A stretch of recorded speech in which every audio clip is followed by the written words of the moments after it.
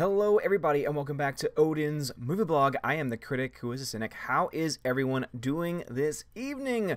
What's going on? CT is here. Laura, Ryan stole my fan fiction story. Oh, I forgot I'm a mod. Hit that like button. People, what's going on, Laura? Welcome back. Glad to have you here. Tina is here as well, as is Steph. What is going on? Mary Mayhem. Lou, what's up, Lou? How's it going, bruv? Markrell, what's going on, man? Been getting back to you with your emails. Thank you so much for reaching out to me, man. So sorry to hear that people were being total, asses like that. Gothic Nightmare, PWS, what's going on, bruv? Mirror Jeremy is here. Mikey Woods, Joker, what's going on, bruv? Mr. Peabody, what's going on, everybody? What's going on, Steph? Sticky V. All right, everybody, so I'm trying something new tonight. Seeing that a lot of people like to use my name in their ongoing discussions with each other, I've changed the name to be Odin Question. So all one word, Odin Question, and that is how you can reach me if you want me to read your chat. If you actually want me to reach out to you, as far as, reading your chat and asking, answering a question or reading something that you want me to read on air, please just put Odin Question, all one word, and that should pop up as Odin. Rather, that should pop up as orange for me, and if that is the case, then I will be able to read that comment. So no longer will the Odin just work, so just Odin Question. So again, please make sure you do that. The reason being because people like to talk to each other. People, there we go, boom, Odin Question. There we go, Rhaegar, awesome. So yeah, Odin Question, all one word, just like Rhaegar Targaryen just did, just because it's been getting kind of crazy. With everyone talking with each other. People have sometimes mentioned me in the conversations. The mods like to talk to each other, and so therefore everything works in that way. Boom, Scooter 2D2, you got it, man. Just like that. All one word, yes indeed, Odin Question. So again, if you want me to read your comments, if you want me to answer a question that you might have in the chat itself, then please make sure you put everything together just like Stephanie B has. Odin Question, just like that. So Steph and Tina, please make sure you let everyone know if they're wondering why I'm not answering their question, if you're wondering why people aren't seeing their comments be read, then that is the reason why. It's just a way to make sure that everyone has a way to be able to reach out to me while also still being able to have those conversations and not just every person that says Odin being able to come in. And also it makes sure that people who actually watch the streams are the ones that understand what's going on, so that people don't just come into the random chat and start trying to spam things up a bit. So hopefully it'll clean things up just a little bit. See, Mary Mayhem says, I love your beard. Thank you, Mary. I appreciate that very much so. I appreciate that. CT, hi. What's going on, CT? Mr. Peabody says, couldn't you make it shorter? I could have probably made it a little bit shorter, but I think that's also kind of the point, too, because Odin was very short, and so it was very easy for people just to put stuff. And so now it's specifically going to be for people who actually want me to read out loud. So again, if you want me to read out loud what you're posting, then use that. If you don't want me to read it out loud, if you just want to have a conversation with people in the chat, then go ahead and do whatever it is that you need to do. And obviously you can do all those types of things. John Early says, the teaser for Todd Phillips' Joker looks good. What are your thoughts? So I love it. I did a trailer reaction on the Welcome to Asgard channel, and I really, really dug it a lot. I love the music choice. I think that this proves to me what I already knew beforehand, which is that I think what we're going to have is a very, very good portrayal of the Joker. I thought that if any person, like as soon as I found out Joaquin Phoenix was going to be in the role, I thought to myself, of course, he is one of the only actors in Hollywood right now that I would really trust with this role, that I think could actually pull it off. And after seeing just that brief bit of time in that trailer of him playing the Joker, doing the laugh, his Joker laugh is fantastic. Everything about it's great. I know a lot of people were kind of worried saying, oh, isn't he a little too old to play it? But heck no, man. He is perfect for this role. And as long as he's got a good script behind him, and obviously he's got a pretty strong director behind him too, then I think it'll be good. Alex Martinez says, hello there. What's going on, bro?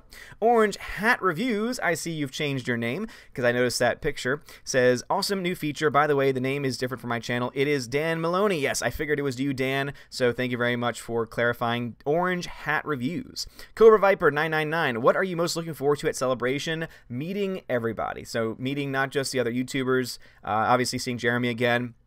I'm actually probably most excited to see Nerdrotic because I've become a huge fanboy of his channel. He's got some really great content over there, so I'm very excited to meet him and be able to hang out with him. And I know that it'll be kind of me, him, and Jeremy, at least when it comes to the bar on Friday night, because none of us drink, and so that'll be fun just to kind of be able to talk and connect and hang out and all those other things. So again, a lot of fun there. and I'm very excited for that. I'm also, of course, excited to meet every single one of you if you're going to be there. I know that, for example, we've got Frank is going to be there, more specifically Adam Shawhan is going to be there. It's going to be awesome to finally meet him in person, and a bunch of other things. So obviously, I think that I'm most excited for the people. As far as the celebration itself, though, if you want me to talk about specifically Star Wars Celebration, the event itself, I'm probably most excited to kind of just see, you know, what the atmosphere is. I'm excited to see if people are going to be in a very positive mood, if there's going to be kind of a mixed bag. You know, I was kind of, you know, because obviously I'm going to bring my vlog camera, and I'm very excited about that because I'll finally get some really good use out of it and really get to try and test things out. I was able to buy some support systems for it, not support systems, but basically accessories for it that is going to allow me to do a little bit more, and I can't wait to do that. I kind of want to interview a few people that aren't a part of our Fandom Menace group. Maybe obviously I'll put in some Fandom Menace people in there, you know, not just, you know, the YouTubers, but also just the fans too, and maybe get their thoughts and their, you know, their answers on certain questions, like what do you think about The Last Jedi, what do you think about Episode 9, etc. And just to kind of give, kind of like, you know, put a you know, basically gauge audience reaction, kind of gauge the temperature a little bit. I would really like to do that a lot. I've already talked about how I would love to do something with this as far as being able to maybe start something new. You know how with CinemaScore, you know, everyone says, oh, CinemaScore is so trustworthy because it talks about and it deals with people right as they come out of the theater, with people who see it opening night, and so you get the unbiased, you know, opinions on a film, and so it's so reliable. The problem is, though, there is no way of tracking any of it. Seriously, there's no way of tracking any of the information that's being given because there are no names that are given. Literally, these little cards are handed to people as they walk into the theater, and they're handed back as they come out, and there's no writing on it. It's all done just by folding back pieces of paper, which means it's very easy to, you know, kind of fake the results. It's kind of very easy to play around with some of the results overall, and they don't tell you which cities they're in, they don't tell you what theaters they go to, they don't tell you if it's the same people getting them or not. It's a very sketchy system because there's no paper trail, there is no data set, there's nothing even to look at. So what I would like to do is start something different, where instead of it just being a piece of paper, it's an actual interview, where it's basically you get people as they come out of the theater, and the only thing they have to do is show you that they have a ticket stub for that movie, and then all you get is their raw actual thoughts on the movie overall while you ask them. So basically you ask them the same kind of questions, but you get it all recorded. Now obviously they have to agree to being recorded and allow it for it to be used, but I think that would be a lot more reliable than just, let's, you know, just trust us because we're CinemaScore and we don't fudge the results at all. So I think that kind of would like to start doing something like that at the Star Wars Celebration. Should be fun. Let's see what we got going on here. Bear. What's going on, Bear? How is it going? How is it going? Make sure you spell it correctly, because if you don't spell Odin question correctly, then it'll not show up. But it does indeed help me out a lot because it definitely lowers the number of comments, which means I don't fall behind nearly as quickly. So let's see. Razvan Mihainu? Rayzan Rihainu says, oh, I'm sorry, you forgot to comment in a form of an Odin question. Exactly, Rayzvan, exactly right, man. Laura says, oh, Odin question, not Odin. Yeah, Odin question. So Laura, as I just said, I changed it up a little bit just because I want to make sure that people who want to ask questions specifically to me or want me to read certain comments out loud don't just put Odin, because I know that a lot of times people use the name Odin in their conversations with other people, and so I kind of just want to make sure everyone is, you know, that there's a specific way now. I kind of wanted to have it be before where I wish there was a system where anytime that something was, you know, for example, Odin question or something to that effect was said, that it got like saved. Like, so basically I could have like kind of like a widget that saves all the questions, so that way it would just be in a nice neat form and I could just go down one by one and check them off. Haven't really found anything that meets that quite yet, so this is kind of the next best thing, at least for me. Got a couple super chats though. Brandon B, thank you very much for the $5 super chat, says, hi Odin, I have to go in a bit, wanted your thoughts on Dune 2020. I am so excited for Dune 2020.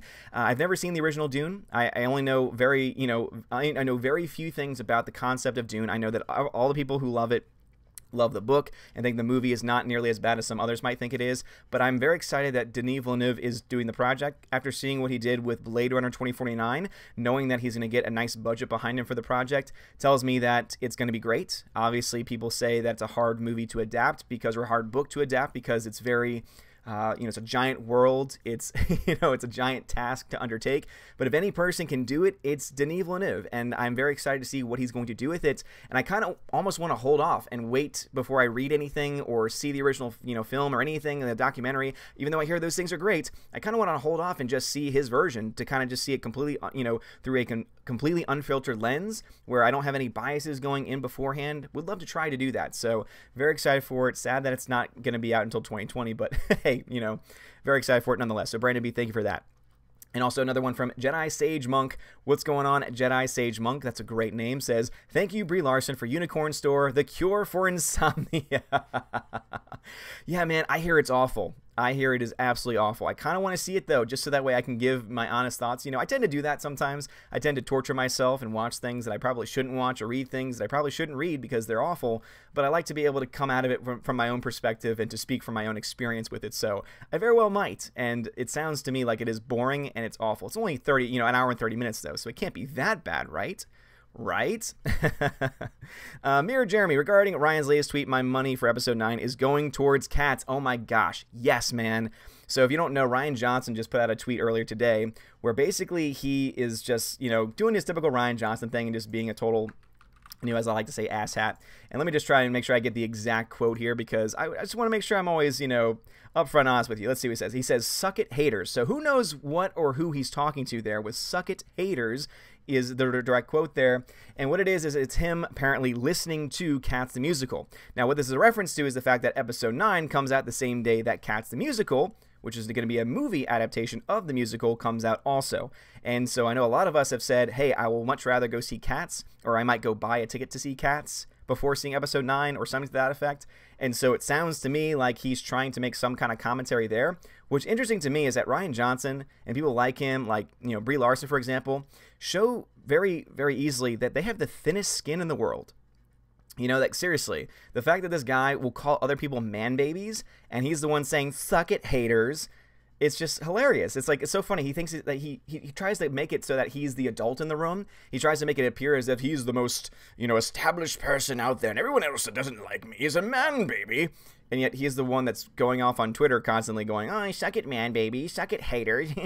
I'm listening to Cast the Musical, man. And I'll have to say to myself is, Ryan, aren't you the one that's supposed to be, the adult in the room? And yet you say, suck it, haters. Great. That's my thought on that. Oh, man, it's so ridiculous. Lou says, do you think they'll do 3 Jokers eventually? I don't know. Is that a story arc, 3 Jokers? If that's the case, I don't really know what that is. But that would be interesting to have 3 of any type of film with 3 Jokers. I think is going to be interesting nonetheless. So that does sound interesting. That does sound interesting indeed. CT says, heard of Brie Larson's Unicorn Store flop? Oh man, it is doing awful. She is lucky that it got a Netflix release, because if it got released in theaters, oh man, it would have bombed miserably. Yeah, it's gotten terrible reviews from critics and audiences alike. No one likes the film, which just makes the whole comment and situation that happened last week where Netflix went out of its way to go after a guy with 300 followers on Twitter, and Brie Larson retweeted the attack. I mean, I say attack, obviously I don't mean like an actual attack, but retweeted the Netflix tweet and said Netflix, because all it did was defend her and talk about how great she is. It just really does show to you, everything you need to know about her as a character. It shows you everything you need to know about her as a person. That if she can't even take criticism, if she can't even, for a second understand that there are people out there that don't like her, that don't think she's that talented, that think that she's been gifted certain things, that think that, maybe to be a director of a film, requires training, requires time, requires kind of to earn your spot, and that just being gifted a film like this and being gifted distribution by Netflix of all things, being on the coattails of, because you're trying to tell me that she would have gotten the same kind of release and same kind of treatment if she didn't have Captain Marvel. I'm sorry, but based off the reviews and based off of the people who normally would come to bat for her and did come to bat for her when it came to Captain Marvel, because that was an important film for them, and that was an agenda film that they wanted to support, the fact that even they can't support the damn film kind of says all that I need to know about all of it. But yeah, I think it's hilarious that the film is doing terrible, for sure. Let's see. Starwoke Inc. Nico says, your question for Kathleen Kennedy. Ooh, if I got to ask Kathleen Kennedy a question, oh man. I think that I would probably go up to the microphone and say, Kathleen Kennedy, I think that you're trying the very best that you can, but have you ever thought about stepping aside and letting someone who actually knows what they're doing do? That's probably the question that I would ask, no lie. I wouldn't sugarcoat it. Now, of course, there might be other questions that I would ask that would be less sugarcoated, or rather be less kind of direct, or more of the, so what is your vision for Star Wars? I think that would probably be my other one, because that would be the most interesting answer to me, is what is your actual vision for Star Wars? What is your plan? Because up to this point, you haven't seemed to have had a plan, seeing that you decided to, give the director's chair to 3 different directors originally for the, for the trilogy. You obviously didn't have any idea what was going on with any of your films, seeing that you allowed for Solo for 80% of it to be filmed before firing the directors and hiring something new, ballooning the budget. So seriously, Kathleen, what is your actual overall vision? And also, and I'd probably, if I had a chance for a follow-up question, it would be, so when are you leaving? So when is your contract going to be up? Because we can't wait to find out who's replacing you. All right, have a nice day. That would be nice. That's probably where I would go with that line of questioning, to be honest. Santa Spoiler Anna says, Odin, a question. Will typing Odin question mean Odin answers my question? Or am I asking Odin for a question? Oh, the questions. Basically, if you want me to read your comments, put Odin question, all one word. Make sure it's spelled correctly. It'll flash as orange, and then I will know. Let's see, the Price is Right review, thank you very much for the $2 super chat, says, leaving to see Shazam, so hail Odin in the hood. Well, Price is Right review, thank you very much for that super chat. Hope that you enjoy Shazam. I liked it a lot, gave it a B+, solid film. Probably my favorite of the DC universe, to be perfectly honest. It's a film that I don't really have too many complaints about. I mean, no film is perfect, but when it came to even films that I overall enjoyed, like Aquaman or Wonder Woman, there are still certain aspects of the film that I think are very weak. For example, with Wonder Woman, the CGI is really bad. Like, the CGI at times is really, really bad, and the villain's just not very good either. When you go to Aquaman, same thing, where just the overall story in the very middle gets so boring and slows down so much when they're in the desert that it made me want to fall asleep. So there were a lot of issues there with Aquaman. This is a film where from start to finish, I was enjoying almost every single second on screen. There were no weak links to any of it. The CGI was really good. Like, for the film that it was doing, it was very good. I believed everything that was going on. The jokes landed.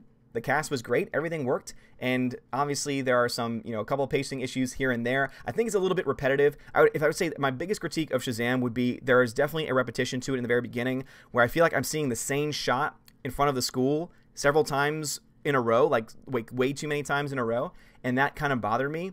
But that's like my biggest critique of the entire film, which is why I love it. I think Shazam was a great film. So, Price is Right. Hope that you enjoy it. If you indeed do, please think about going to ombreviews.home and leave your review there, because I would love to hear your thoughts. Reed Palancia, always very generous with the super chats. And, of course, another quote, love your quotes as always. So Reed Palancia, thank you very much for the donation, says, a true friend is the greatest of all blessings, and that which we take the least care of all to acquire. So a true friend is the greatest of all blessings, and that which we take the least care of all to acquire. It's true, because when it comes to true friends, when it comes to friendship in general, it is those people that we don't necessarily earn. Again, it's somebody who, out of the goodness of their own heart, has decided to kind of share a bit of their own life with us. And it's interesting how that works out that way. So, Reed, thank you very much for that quote. And that's a quote from Francois de la Rochefoucauld. Says, good to know the Phantom Menace is getting together. Have a great time. Well, thank you very much for that, Reed. And yeah, I can't wait. I'm so excited to meet everybody. And it is true. Like, I think the Phantom Menace is a great group. Seriously, it's a great group. Not only the YouTubers, but the fans too. It's seriously a group that supports each other. The fact that we've had 2 of our channels in the past 2 weeks alone receive copyright strikes and force a couple of YouTubers to start secondary channels just so that they could live stream because of mistakes that were made on YouTube's part. And the fact that those channels got almost instantaneously, to the point of monetization. Obviously, you have to wait on YouTube to finalize the monetization, but the fact that they even got the watch hours and the subscribers in about hours, in the case of Nerdrotic, and Mecha Randoms was pretty quick too, is amazing. And it just shows you how much we care about each other, how much we support each other, and it's not about competition. Obviously, we are in a way competing, for a voice, because there are a lot of us speaking about similar things and similar topics, and many of us have the similar opinions. But at the end of the day, it's not about trying to take anybody down. It's not about trying to be better than anyone else. It's about supporting each other. And I think that's what's great. So it's going to be awesome to meet some of those people. And it's also going to be great to meet, the fans who have been fans of multiple channels and just people who might just be fans of me. It's just going to be interesting. It really is. This is something that I've never experienced before. I've never been to a con before. I've never had people that are going to be interested in meeting me, for example. That's kind of it's interesting. It's an interesting concept for me. But also, too, the fact that I'm going to be able to meet people that I've been wanting to meet for a long time within the Phantom Menace. A couple people I think are going to be there outside the Phantom Menace, too, that would really like to be able to meet and see. And yeah, I can't wait. It's going to be so much fun. So, Reed, thank you very much for that. Laura, Ryan stole my fanfiction story. Thank you for the donation. Says, how did Ryan know about the cats thing? We're blocked. Well, well, I'm not blocked, to be honest. He did block me a while ago. And then apparently, he must have unblocked me at some point. But I think that basically he probably has heard it by so many people. Because think about how many people follow him. I mean, he's got 945,000 followers. He's almost at 1 million followers on Twitter. That's insane. That is absolutely insane for that guy to have that many followers on Twitter. But the fact that so many people are probably tweeting at him, and the fact that people who might be fans of him might just as easily report saying, oh yeah, all the Phantom Menace types are talking about cats, he'll probably have heard about it and know about it. You know, obviously he knew enough about Mike Zero to make a joke saying that they joked about Mike Zero on the set of his movie, so it's totally within the realm of possibility that Rian Johnson would also do the same thing there as well. But Laura, thank you very much for that. And Tech Guy, thank you very much for the super chat, says, saw Shazam today, was funny, Unicorn Store equals poop. Yeah, Shazam is great, very, very, very funny. Have not seen Unicorn Store, but from what I'm hearing, does not seem to be very good. All right, so let's see. Mr. Peabody says, wouldn't it be cool if Adam turned up with Frank? That would be really cool. That would be really cool. However, I'd be worried that Frank might not be very happy with that, seeing that he would be around a lot of other people. And I know that my dogs would not like be in that situation, but it could happen. It absolutely could happen. You know, Frank does what he wants. Aiden Vickery says, hi, Odin and all. Have just watched EVS gone over an IGN review of Unicorn Store. I think we can leave you off having to watch it. Well, I think I'm still going to watch it anyway, just so that I can get back with you guys, because I think that I could probably do a stream dedicated to it. Maybe like a live, you know, not a live review, but basically a play-by-play review. That would be kind of fun to do. But yeah, I just watched the same video, actually. I just watched EVS videos too, and it's hilarious. Even IGN said it was total trash. Total hot garbage.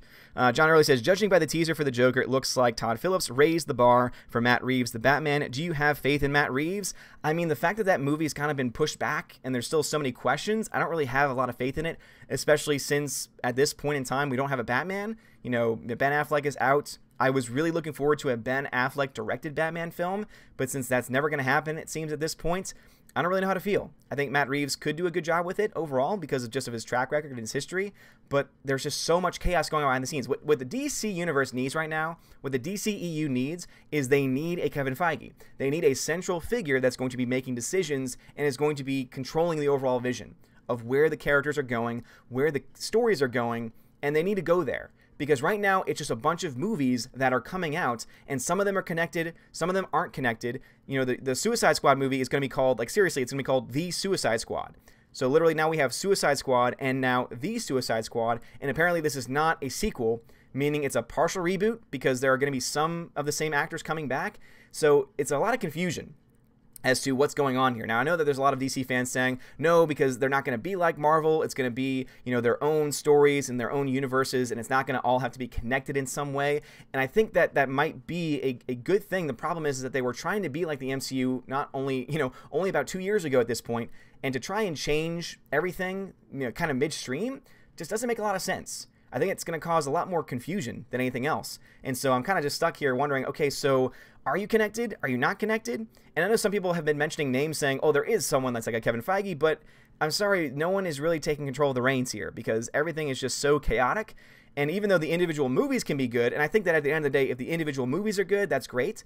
The problem is that if they want the movies to be successful, if they want to be able to build a coalition of fans, then what they've got to do is they've got to start trying to at least have some connections.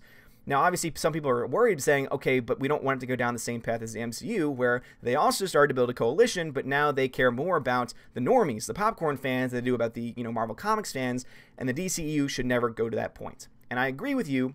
However, I think that there should be a forward-thinking vision. You can still build a coalition while at the same time staying true to your source material and not going woke, like it seems the direction of the MCU is currently going. So that's kind of my thought on that. And overall, I think that we should get a little bit more clarity on that. But Matt Reeves, I don't know at this point. There's just so much chaos going on behind the scene. It's insane. All right, so John Early was the last comment before the chat jumped on me. So let us see where we are in the chat. All righty. Cool, cool, cool. So Bear says, I started Twitter just for the Phantom Menace. Bear, I saw that comment. I think that you super chatted somewhere or maybe made a comment on another stream, and I remember it being read out loud, so that's awesome, dude. That's the only reason why I'm on Twitter, to be honest, because I hate Twitter.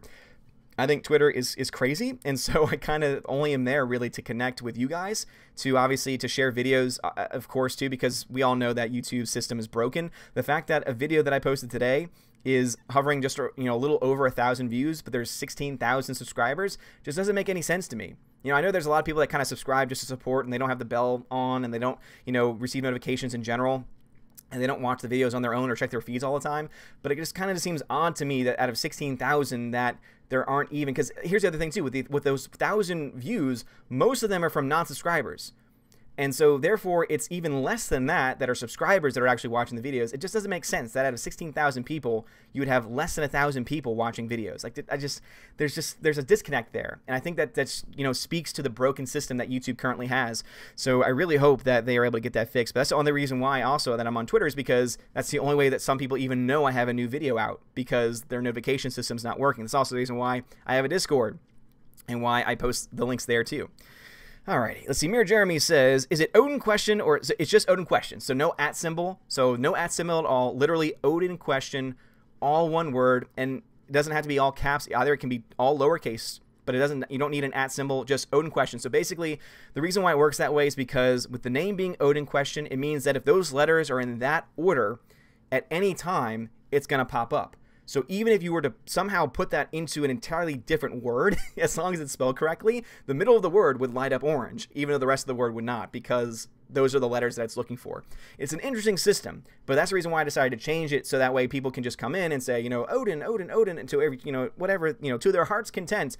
But the only questions that'll pop up for me are the ones where people who actually want to ask questions, or at least have their chats read out loud. So Mark Lursa says, except everyone is now spamming Odin question now. That is true, but I think over time, it's like, no, again, but that's how all things start off, right? Everything always starts off that way. But over time, as things get going, I think that it's, so as you can see though, it's a lot harder to type or write Odin question than just Odin. So that's another reason why I've done it, is because now I think it's going to cause a little bit more limitation there. And I'm not trying to like shut down people. I'm just trying to make things a little bit more streamlined.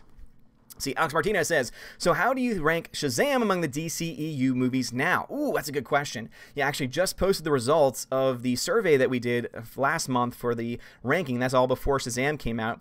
And yeah, I would probably put Shazam as my #1. To be perfectly honest, I would put Shazam as #1, Wonder Woman as #2, Aquaman as #3. And then after that, it's kind of like a crapshoot. It depends on the day. I guess Man of Steel would be the next one after that.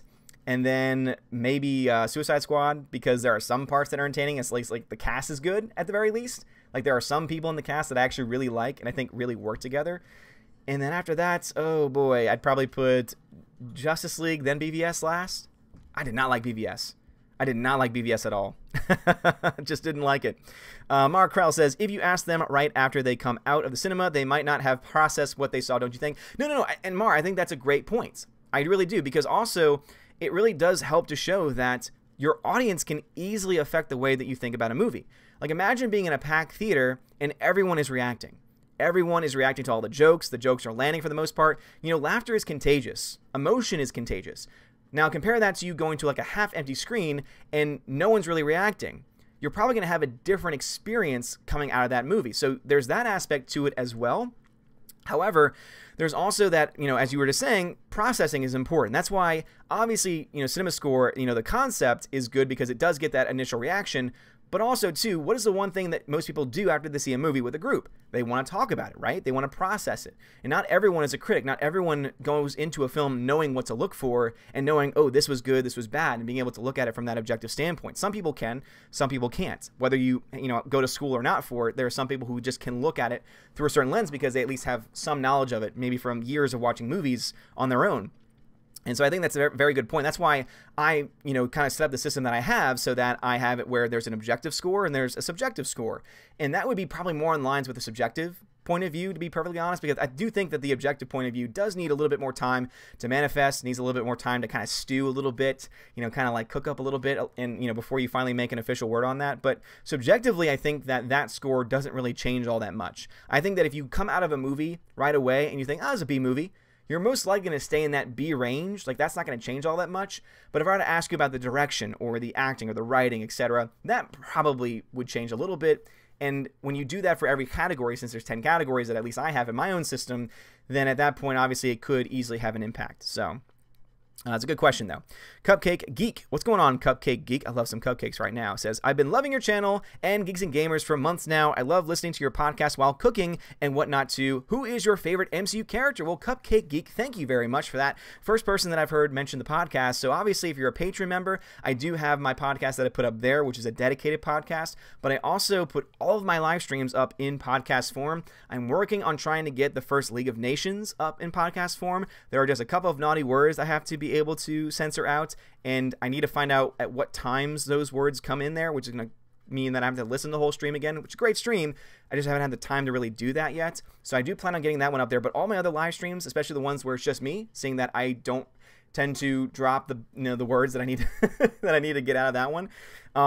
It's gonna, so basically what I do is I put them up, I wait for them to be processed, I download them, and then I basically turn them into a podcast. And so therefore, if you miss a live stream and you want to listen to it, or there's a certain topic that you see in the headline or anything, and you're interested, all you need to do is go to iTunes, Google Play, Stitcher, and just subscribe to it there, and it'll pop up every time I repost or post up a live stream as a podcast. And it's been very fun so far for me, but it's great to hear some feedback on that. So thank you very much for letting me know that, Cupcake Geek. I'm glad to hear that somebody is actually listening to it as a podcast form. It really does appreciate it. I love podcasts. And so that's how I listen to Nerdrotic streams when I miss them, is because he posts them as podcasts too. So I, of course, got to give him credit for that, because he's the reason why I do it in the first place. Favorite MCU character? I get this one a lot. Thor, probably at this point, as far as the MCU, because Thor Ragnarok was great. I love Thor Ragnarok a lot, and the character that he played in that film was great. He's awesome. He's such a badass. And so, yeah, I would go with Thor. I do have an affinity for Hulk, though. Do like me some Hulk. Bjorn says, would not Odin work? Yeah, I mean, I guess if I put it in quotations, maybe. But here's the thing, is that people have conversations. The reason why I stopped, I'm not doing that, is because there were times when, like, Stephanie and Tina would be talking with other people, and they would just put Odin in there, or people would put other words, and because ODIN would be in the word, all of a sudden it would pop up. And so this just kind of gets rid of that. And so now the only time it's going to pop up is when someone actually wants me to read something, or actually wants me to answer a question. So it just makes things a little bit easier on my end as well. And it doesn't take that much, I would say. Stinky V says, just a reminder that the Tick Season 2 is out and everyone should watch. I have not seen Tick Season 1. I heard good things about it. I've never actually seen it, though. And it is available on, was it Amazon? And so if you want to watch it yourself, if you click on one of the links in the description of this video, guess what? You get a free subscription, or rather a free trial subscription to Amazon Prime for 30 days, and you can binge watch the entire season. So check that out if that interests you. Also, if you like audiobooks, there's a link for a free trial, and you get 2 free audiobooks. Again, think about it. Rhaegar Targaryen says, after seeing Shazam and whatever the mid-credit scene was, haven't seen it yet, do you think there is more support for the Flashpoint DCEU reboot theory? It depends if they're actually going to make a DCEU, because at this point in time, they tried to, and now over the past year, it seems that they've been just saying, all right, we're going to do whatever we want. Now it's Worlds of DC, I think is the official name of it, and so it's not really a coherent unit as the MCU is. So it looks like they're trying to be different. The problem is that they were not always trying to be different. The problem is in the very beginning they were trying to be just like the MCU, building up films with their own storylines that were also all connected. But now it seems like they're kind of doing something different. So it's a big question mark. It's a gigantic question mark at this point. So if they were going to reboot it to try and make it clearer, then obviously I think a Flashpoint would be a great way to do that. But then there are, the articles coming out about Ezra Miller not being around for much longer, or might, be going away. I don't know if that was an April Fool's thing or not, but I know that there was definitely articles, questioning that, because, what's going on Flashpoint? We don't know. We have no idea. It is a giant mystery at this point. And as I said before, the one thing that the DC universe needs right now, at least when it comes to the cinematic live action stuff, is they need some central figure who is able to put a forward-thinking vision and to be the visible face. When you talk about the MCU, Kevin Feige, boom, immediately comes to mind. And he obviously has a vision. The DC universe does not have that. Even if you can pinpoint somebody, the fact that I haven't heard about it, every time people mention his name, I'm like, I have never heard of this person, which just goes to show you that he's not really trying to make it his own universe in that way. So that's my thought on that. Let's see, Tina says, an hour and 30 minutes of the Unicorn Store, Odin. I know, right? 90 minutes of my life that I would not be able to get away, after also there being so many other better films that I probably should be watching. Maybe I'll find a way to watch it, and I'll put it on like a double speed or something. Maybe I'll do that. Oh no, you can't do that because then the pacing will be off. Oh, I'm sure the pacing's already off. Grandmaster Yoda says, did you know Cameron got a $450 million budget on Avatar 2? I guess most go super great made CG that so good Alita looks bad, and that was well made. So Grandmaster Yoda, I know that sometimes, trying to put things together. So basically what he's saying there is that Avatar 2 apparently has been given $450 million in a production budget, meaning that by the end of it, it's going to have cost like close to $700 million when you add in marketing, because just take 50% of that, and that's normally how much they tack on and add to it. 50% of the production budget added on gives you the total. So you're looking close to $700 million for Avatar 2. Holy crap. You realize that that means that the film is going to have to make over $1 billion just to break even? God, man. And I don't want Avatar 2. I did not like Avatar 1. I don't think Avatar 2 is going to do as well, to be perfectly honest. Do I think it's going to do well? Sure. It's James Cameron. He's going to release it. And, the marketing for it's probably going to be really good. And it's going to probably revolutionize the technology once again. And unfortunately probably lead to another one of these stupid 3D pushes, which would just be awful. But I don't like that. Yeah, I mean, he did so much with so little with Alita, when you think about it. I mean, Alita was made for about $170 million. I think that, oh man, I don't know. I don't know how I feel about that. I do not know how I feel about that.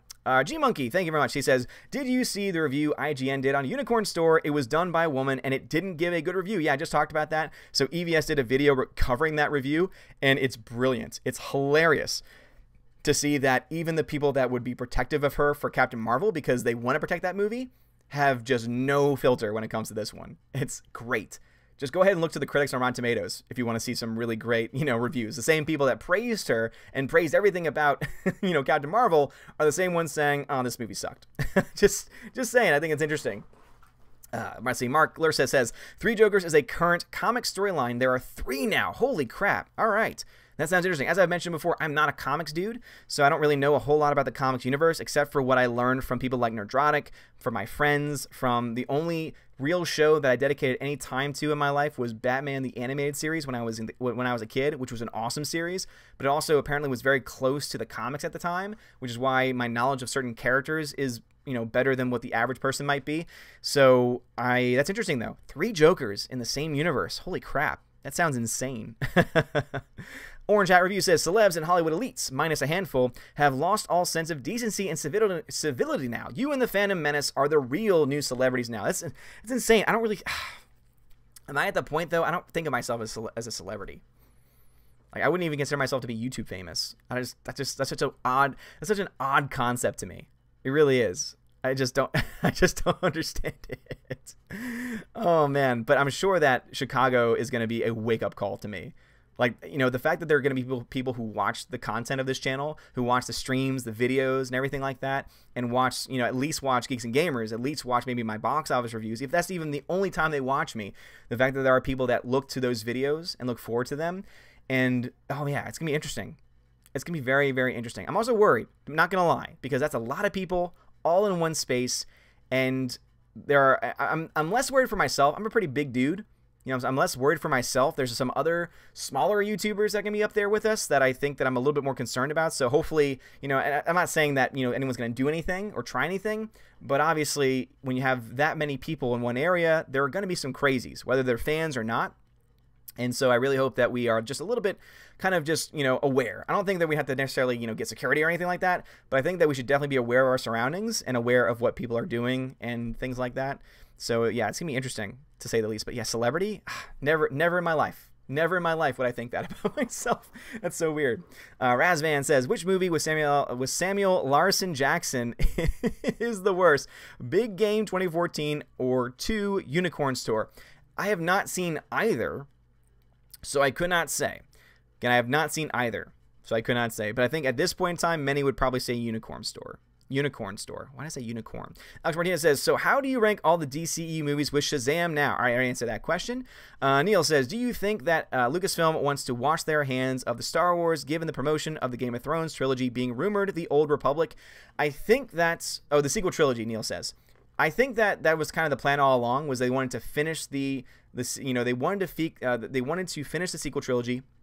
They wanted to kind of finish the Skywalker saga, the Skywalker trilogy, or rather the Skywalker storyline, And they've already said that very clearly, that this is going to be an end of that. And so it makes sense to me that the next direction would be to go in something, in a very different direction. And Old Republic is something that a lot of fans have wanted for a long time. And what it might indicate is that they're actually starting to listen to fans again, because they tried the experiment of trying to get the normies in, and it didn't really work.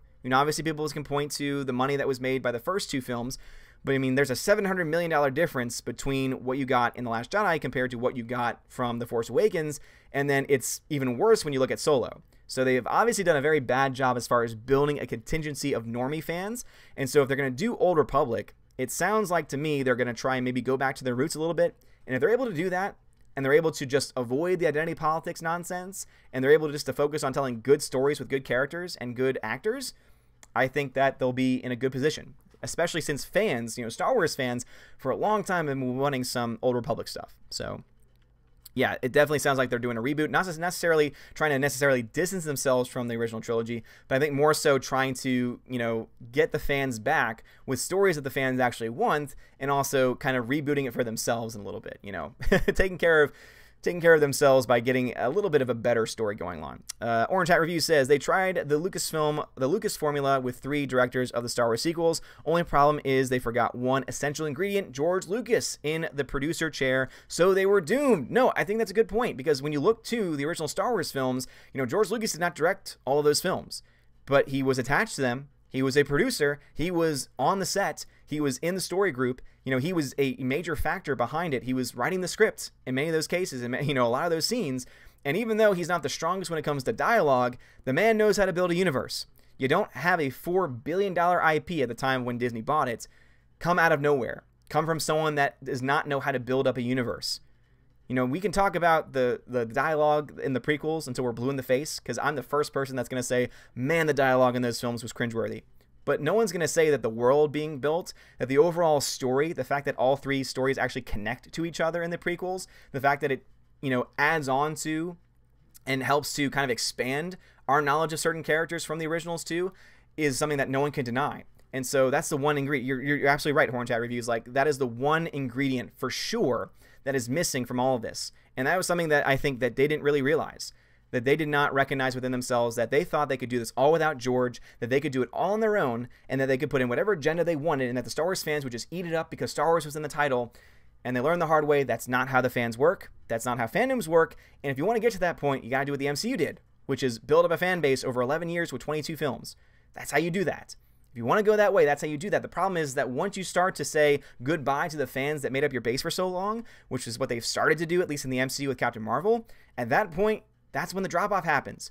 The fact that you're ending a saga, the fact that you're going to have certain actors leaving, possibly even Robert Downey Jr., who, without question, is one of the biggest box office draws in the MCU right now, is going to lead to a drop-off just automatically. Add on top of that, if they're going to go in a more woke direction, it's not going to be good. Star Wars tried to go too woke too fast, I guess you could say, and that's the reason why you saw such a drop-off overall. So yeah, I absolutely agree with you, though. Sticky V says, whatever the social media bosses say, individual employees still seem to have too much random power. Otherwise, small creators would just not be noticed. No, I think that you're right. I think that you're right. Individual employees still seem to have too much random power. I agree. The fact that there are still individual people that are able to tweet something, retweet something, delete something, report something is indeed something worth looking into, because it causes and allows for these giant companies and corporations to, plausible deniability. Oh, it wasn't us. It may have been one of our, minions that we don't keep, total tabs on, but it wasn't us. It wasn't the higher ups. So it protects them, but these things still happen. So, Aiden Vickery says, on the friend vibe, quoting comedian Rich Hall, a friend will help you move house. A real friend will help you move a body. Oh, that's a good quote. That's a great quote. Alan Sparks says, but we love you all, Odin question. Well, Alan Sparks, thank you. I appreciate that, man.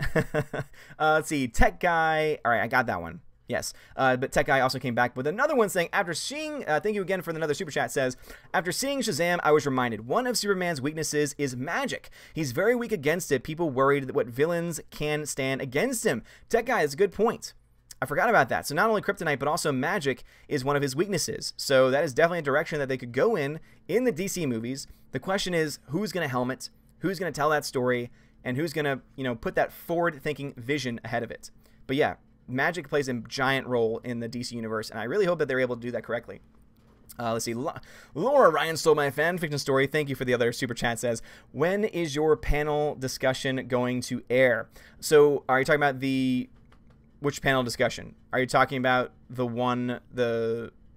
League of Nations? The League of Nations, I'm going to try and edit that as fast as I possibly can. As I said before, I have to listen back to it because there are certain words I have to scrub out in order to put them up on my channels. Just again because of trying just to protect myself from, employment opportunities, essentially. For those who listen to the podcast today, who are patrons, you know a little bit more about what's going on with that. So I kind of just want to make sure that that's a little, I want to try and be as protective as I possibly can with that. So as soon as I'm able to find those, I think it's happened twice where there were 2 curse words that are a little too risque for my channel. At least when it comes to the job hunt's concerned. I think that once those are taken care of and bleeped out or whatever I need to do with them, I still haven't figured out exactly how I'm going to handle that yet. Probably just going to delete it, I guess, like delete those parts.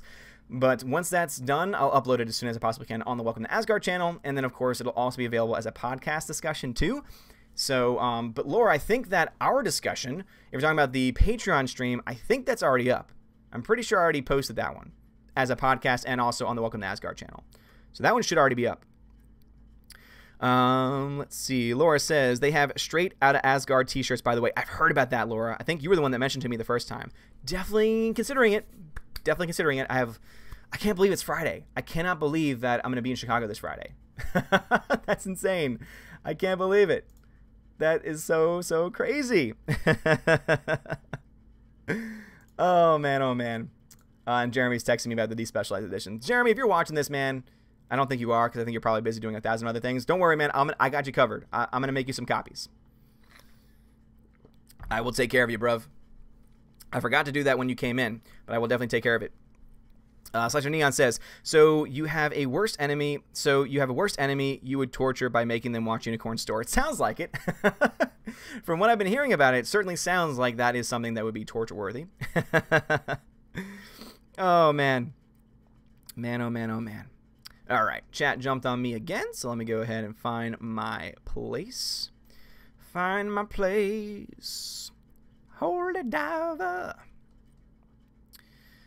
All right, here's where I am. It says, Random Doom, if you can cheat on your spouse with any fictional woman, who would you choose and why? Not going to answer that question, Random Dirt of Doom. I don't like the premise. I reject your premise. Rhaegar Targaryen says, hypothetical gun to your head if you had to watch it again. BVS or Avatar? Whichever one's shorter. I don't remember which one's shorter, but whichever one's shorter, that's the one that I would watch, because then that would be the one that I would be done with the quickest. CT says, do you think Disney or Lucasfilm will pull some stunt before Star Wars Celebration? Well, I mean, they've got about 4 or 5 days. I don't really know what else they could really do at this point. I definitely think there's a possibility that someone gets either kicked out or denied access. I think that's definitely a potential. But guess what? We'll all have our cameras with us, and it'll be recorded. So I think it would be worse for them to try and do anything, like, as far as that's concerned. I think as long as we're not doing... I mean, none of us are going to try and do anything. None of us are going to try and cause any chaos. We're just going to be there. We're wearing our shirts and such. So the worst that I can see them doing is saying, you can't wear that shirt. Or you can't come to this panel, or something like that. That's like the only thing I can think of them doing. Because if they try and do anything else, even that alone is going to get a lot of people mad. But if they try and do anything else, I think it's going to end up really hurting them in the long run. G Monkey says, going to hit my 50 hours live streaming tonight. What are your watch hours on the second channel? Ooh, G Monkey, awesome. So on the second channel, I'm about halfway there.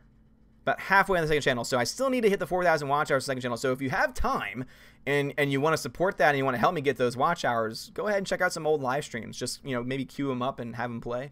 Because I'm about halfway last time I checked. Random Nerd Doom says, so does your town have urban legends? I heard Louisiana have a lot of interesting urban legends. Not really. Not as far as anything different than any other generic ones. Like, obviously, we have Bloody Mary. But that's, I think, a standard, like it's a national standard, at least here in the United States. Probably around the world, too. It's the only thing I can think about. Let's see. This is Tina's list. She says, Aquaman, Shazam, Wonder Woman. All right, Batman 89, Dark Knight Rises. Here's the thing. Those don't count. Those are not a part of the DCEU. All right, DCEU started with Man of Steel.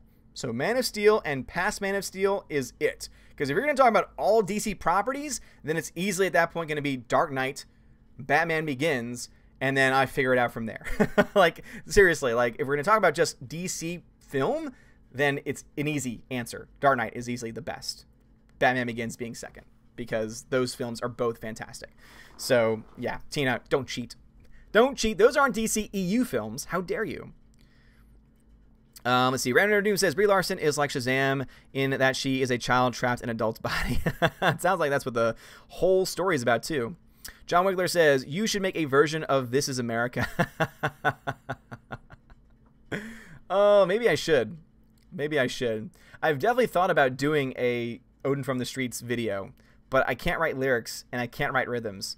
So I would say that I'd probably want to reach out to maybe Avinas and be like, dude, if you can write me some lyrics and a rhythm, man, then I can do that. That'd be funny. Make a music video. Oh, man, that'd be hilarious. That would be hilarious. John Winkler says, you should make a... Okay, got that one. ABDR4 says, have you seen The Passage on Fox? No, I have not. I've heard of it before. Random Netter Doom, do you watch Full Metal Alchemist? I do not. The One True Wolf, did you like Ezra Miller as Flash? He was fine. I mean, it wasn't anything special. I thought that he overall was... I mean, because he's a good actor. I mean, if you want to see his acting talent, Perks of Being a Wallflower might be one of the best performances that he's done. I actually really, really like that movie a lot. And the same person that did that movie actually also did one of my favorite movies of a couple years ago, which was called Wonder, which is fantastic. It'll make you cry because it's about a story of a kid who's born disfigured and how he basically has to go through life and starts going to real school and is obviously bullied and such, but it's really, oh my gosh, it pulls and tugs at the heartstrings. There's also a great side story about his sister, because his sister, obviously, because of all of this, has kind of been second place in the eyes of her parents, and as far as attention is concerned. So it's an awesome side story for her, too, and it's great. So Perks of Being a Wallflower and Wonder, both fantastic. Ezra Miller, though, is in Perks of Being a Wallflower. He's a great actor. So again, he's great. He's a great actor. So I think that he was fine as Flash, but nothing special. If they were to replace him now, if they were going to do something crazy with a Flashpoint movie or something where they were just going to say, all right, we're just going to make independent films, and none of them are going to be specifically connected to each other except maybe in their own universes, then I would say go ahead, recast him, because there could be someone better for it. I personally like the guy playing Flash on the TV show on the CW than Ezra Miller. I think that guy's better. But Ezra Miller, he's not bad. He ain't bad. Matt Mitch says, I listened to the podcast as soon as I got the notification today. First one I've listened to, actually. It was interesting and happy with the news. Well, Matt Mitch, thank you very much, man. Appreciate that. Glad to hear it's being listened to. It was definitely one of the shorter episodes, but I enjoyed making it because I was glad to share that news with you guys. Let's see. Dina says, watch The Expanse instead of The Unicorn Store. Just saying, Odin. That's an Expanse product placement from your Valkyries. Well, I mean... The Expanse has already got an entire channel dedicated to it. That's what Nerdrotic, that's what Gary does all the time. Talks nonstop about The Expanse. No, me and my wife are actually watching it together. So that's the only reason why I'm not binge watching it, is because we watch it together. So overall, though, it's a pretty good show. I'm liking it so far. I'm still waiting to love it. Again, I really enjoy it and I like watching it, but I have not really fallen in love with it completely yet. So I'm waiting for that to happen. But when it does, I'm sure I'll be all over it as well. It's a good show, though. No question about it. Is it a good show? All right, let's see. Random Nerd Doom says, are there any good Hollywood elites?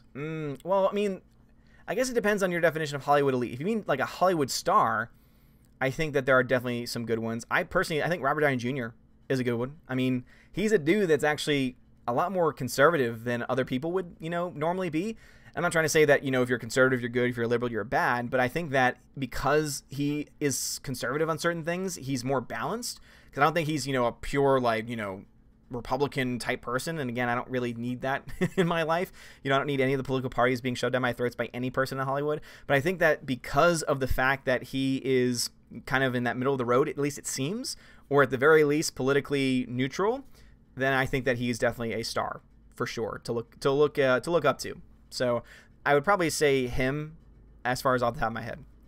Spidey Flash says, I bet I could get Odin into comics with 4 words. There are Firefly comics. Yes, I know of this, and I've read one of them, and it's great, but I love movies, and I love shows.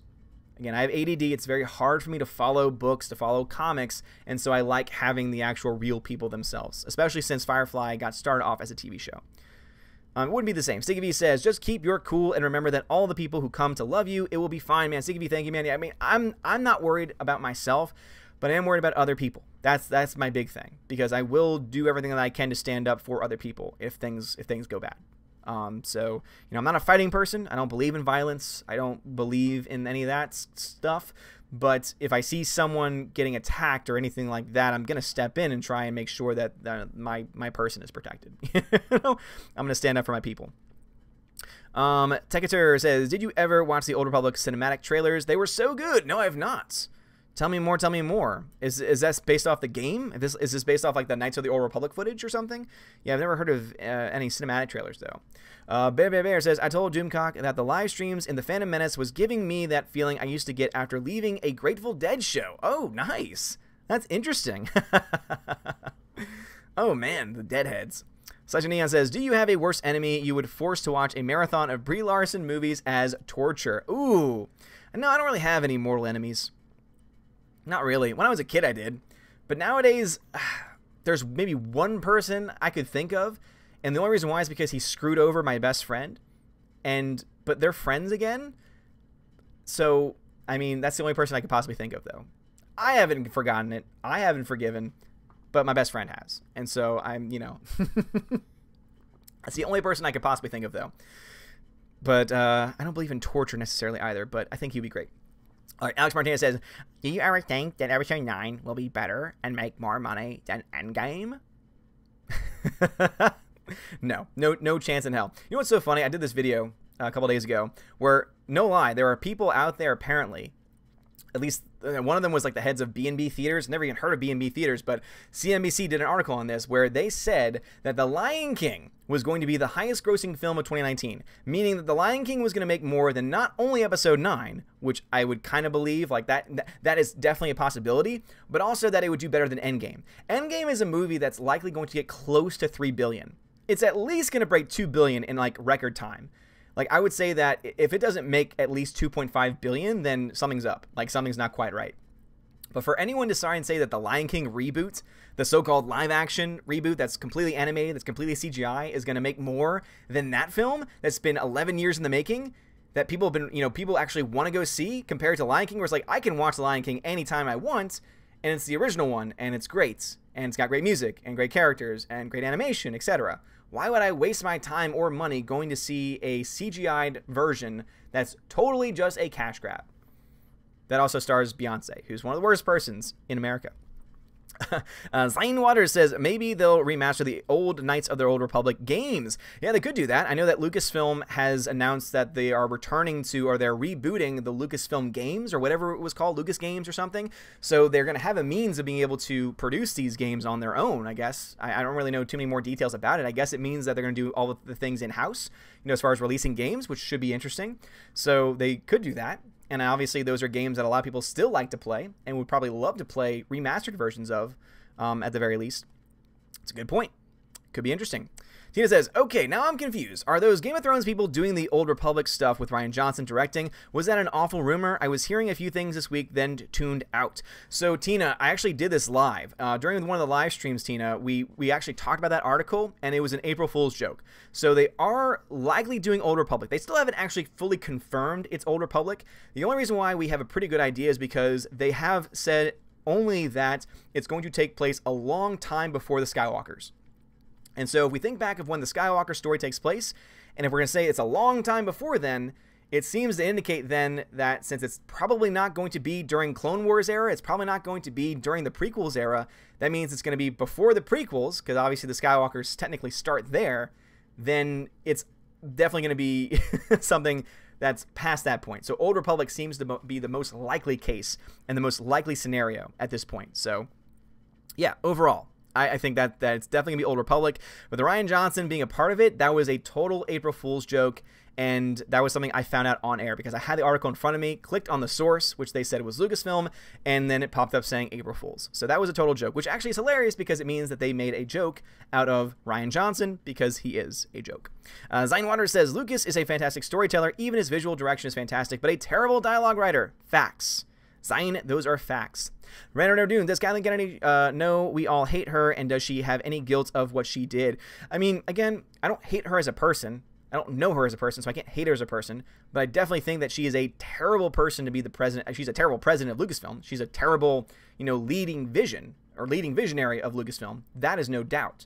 That is no question. I'll criticize her as far as her role is concerned, until there's, until everything is done, until I'm blue in the face.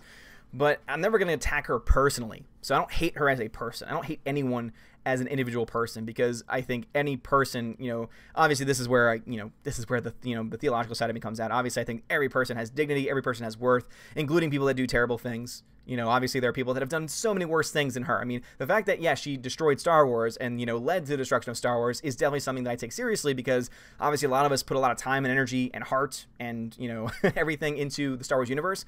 But at the same time, I'm not going to equate her to a murderer. I'm not going to equate her to a criminal or anything to that effect. So, yeah, I don't hold any ill will towards her. Do I think that she knows that there are a lot of people who are critical of her? Yes. No question in my mind. She definitely knows. Does she care? Probably not. Because all she's doing is counting her money, and that's it.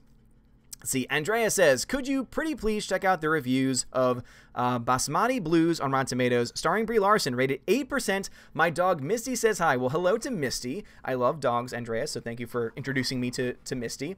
Let's see. I don't think any of my dogs are in here. All right, yeah, I had River in here. She was asleep, but I think the wife took her. But Basmati Blues, that is very interesting. Let me see what comes up with Basmati Blues. I've never even heard of this film. But if it has Brie Larson in, oh, there it is. When did this come out? Oh my goodness. Oh boy. Wow. Holy crap. When did this come out? 2000. This is a 2018. This was a Shout Factory 2018. So this is a brand new film. 8%? What? Oh my goodness. So Critics' Consensus says, like the genetically modified grain at the center of its story, Basmati Blues is probably the best locked in storage and saved for cases of cinematic famine. Oh man, that is awful. That is so bad. Basmati Blues is a musical comedy. Oh boy, so you get to hear her sing. That follows Linda Watt, played by Brie Larson, a sheltered but brilliant young scientist who was plucked out of her company's lab and sent to India by her CEO to sell Rice 9, a genetically modified rice she's created, unaware that the rice will destroy the Indian farmers she thinks she's helping. Upon arriving, Linda is overwhelmed and culture shocked by the barely controlled chaos of India. She is introduced to an ambitious young bureaucrat, William, who along with his mother decides that they are an excellent match. Oh, that sounds awful. This sounds terrible. Dan Barron? I've never even heard of this person. Dan Barron. What else has Dan Barron done? This is the only movie that Dan Barron has done, yet somehow, some way, Brie Larson decided to do it? Okay. Guess she wanted to do... Is this Bollywood? Is like some kind of Bollywood film? I don't know. Basmati Blues. Oh, I like that, though. Best locked in storage and saved in cases of cinematic famine. Whew. That's awful. Wow. I feel like I have to watch it now. Not only that, but also there's total cultural appropriation going on screen. She is wearing a traditional Indian garb. That is offensive. I am offended on behalf of my Indian followers. That is,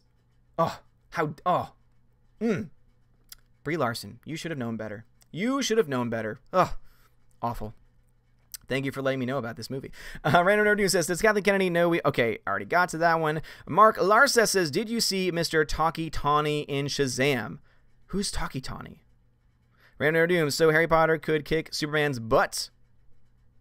I guess so, yeah. If he's weak to magic, why not? Why not? Why wouldn't he be able to? That makes sense to me. Alrighty, let's see. Chat jumped on me again, so let me just go ahead and catch up with everything. Miss Match Sock, I always love that name, says, how public-private are your videos regarding employment prospects? How do you handle it? It's a serious issue for us. It is a very, Miss Match Sock, you are so right. It's very serious. So all the videos that I do, as far as my daily videos, they're all live. There have only been, I think, a couple that I've unlisted. And the only reason why I unlisted them is because I talk about certain things that... Overall, even though, as a Catholic school teacher, I've never said anything that goes against, Catholic teaching, there are definitely some things that some people in the guidance departments of even Catholic schools would probably be like, no, you can't say that. So, and that's only been like a couple of videos. But other than that, I keep most of my stuff live. I watch everything that I say. I always think before I speak. I always try and say only things that I would be comfortable with other people watching. I try and act as if my stream is at this point, and that my videos at this point are being watched by people that employ me. And obviously sometimes I can get passionate and sometimes I might forget that. Sometimes I might kind of like toe that line, but I never try and cross it. And so that's kind of the mindset that I always try and have going through it, especially with live streams, though. I always try and be as careful as I possibly can on live streams, because live streams, to me, are the most likely that can get, cut and, pushed around and all other, all that other stuff. So that's, yeah, it's a very serious thing, for sure. And so I do the very best that I can. Obviously, I'm not perfect, but I do everything that I can. Let's see. Grandmaster Yoda says, do you think Captain SJW can get Oscar for Best CGI? Oh, man. If that gets any Oscar nominations, at that point, I mean, the Oscars are already a joke, but that to me would be the final straw for a lot of people. Like, I think if that happened, even Greta, who's been great, she's a mod on the channel. She's also, a Patreon supporter as well. She was a Patreon supporter in the past, but she's also just great in general. Great YouTuber also. Very small channel, but definitely a quality one. If you like film history, if you like learning more about film history, she is the best channel to go to. So that's Greta Zenner. So please make sure, Valix, if y'all can just plug her channel in the chat. She's awesome, and she herself, I think, even though she still watched the Oscars, that might be too much for her. that might be, she might be like, okay, this is stupid, this is done. And then at that point, she probably fully dedicate herself to the the annual Wednesday Raven Awards, which we had our first ever last year, and it was a lot of fun. It was actually very successful. I was very happy with it. Sticky V says, when the tide eventually turns, woke movies won't be rewatchable anymore. History will judge them harder than the box office. No, I think that's the main point. Films might do well at the box office, but does not mean that they're going to be well remembered. Does not mean that they're going to be owned. They're going to be kept. I mean, I spend money on Blu-rays on movies that, for the most part, are movies that I want to see again, are movies that I want to at least maybe own, because I am a collector. So there are certain movies that maybe I don't necessarily am, ever going to watch again, but I definitely would like to own it. I do definitely need to lean out my Blu-ray collection, which is why I try and do giveaways, and when I do my giveaways, try to add in movies that maybe I don't need anymore. Not saying that, I'm not saying that they're bad movies. They're probably good movies. They're just movies that I don't really need to know, need to own anymore, or I have a digital copy, and so it's not, important enough that I have the, the actual Blu-ray copy itself. But no, I think that's a very good point. Tina says, Jeremy just dropped a new video that Lucasfilm employees are attacking Star Wars fans right before celebrations. Are you kidding me? Holy crap. Wow. They're stupid to do that. Take-A-Door says, did you ever watch the Old Republic cinematic trailers? I did not. I have not done that. It's funny how they are better than 7 and 8, and they are only minutes long and nowhere near the budget of the films. Ooh, man, that's interesting. Perth Comics says, hey, bud, thanks for the specialized editions again. Only missing Return of the Jedi now. Perth Comics, no problem, man. Glad that you got them. Again, any person that's won in the past, I've sent all that stuff out, so hopefully it's gone to you now at this point, and we'll definitely be doing our monthly giveaway soon. Our next giveaway is definitely going to be happening soon. Sasha Neon says, what percentage can you give that something stupid or crazy will go down at Celebration, and which side do you think starts it? Fans, Lucasfilm, or both? So here's the thing. I don't think Lucasfilm is going to be the cause of anything. I don't think Lucasfilm is necessarily going to be the cause of any craziness. I think that it's going to be fans, but it's not going to be fandom menace necessarily. I think that if anyone starts anything, it's going to be probably the same people that go crazy on Twitter going after EVS, going after Jeremy, example. I think those are the people. There is a track record of this. You remember that we had, for example, the Quartering. Remember that Jeremy from the Quartering, not to be confused with Jeremy at Geeks and Gamers, but Jeremy from the Quartering, remember that he got sucker punched by somebody? So it's a lot more likely to happen on that side than it is to happen on our side. Not to say that there aren't people on our side, because obviously every single person, every single group that exists, there are crazy people. Even if there's people that agree with me on most of the things that I say, there are still going to be at least 1 or 2 people that are probably crazy, that are probably not stable. And so I would say that it's most likely going to be, though, from the other side, if I had to guess. But I don't want anything to happen. Again, I don't want violence. I don't want any of that nonsense. I would just want to go and have fun with a bunch of people that I know, that I'm getting to know, like in person for the first time, that I'm just, being able to have fun with. That's what I want. Seriously, that's all that I could ever want. Friday's going to be tough because Friday is going to be a Friday of Lent, which means I can't eat meat, which means I have to find like some breakfast food maybe, or some cheese pizza to eat. And man, pizza without pepperoni, though, is just not the same. It's just not the same. So, that's already going to be tough. So I'm already going to be hangry enough as it is. So I don't need any of that nonsense kind of making things worse. I really hope not. Really hope. Tina says, oh, it has to be the DCEU. Then, okay, so this is Tina's new list. She says, Aquaman, Shazam, Wonder Woman, end of story. Yep, I respect that, Tina, because when it comes to the other films, if I had to put them on a list, I would. But there are films, none of them are films I would ever watch again. Man of Steel, maybe.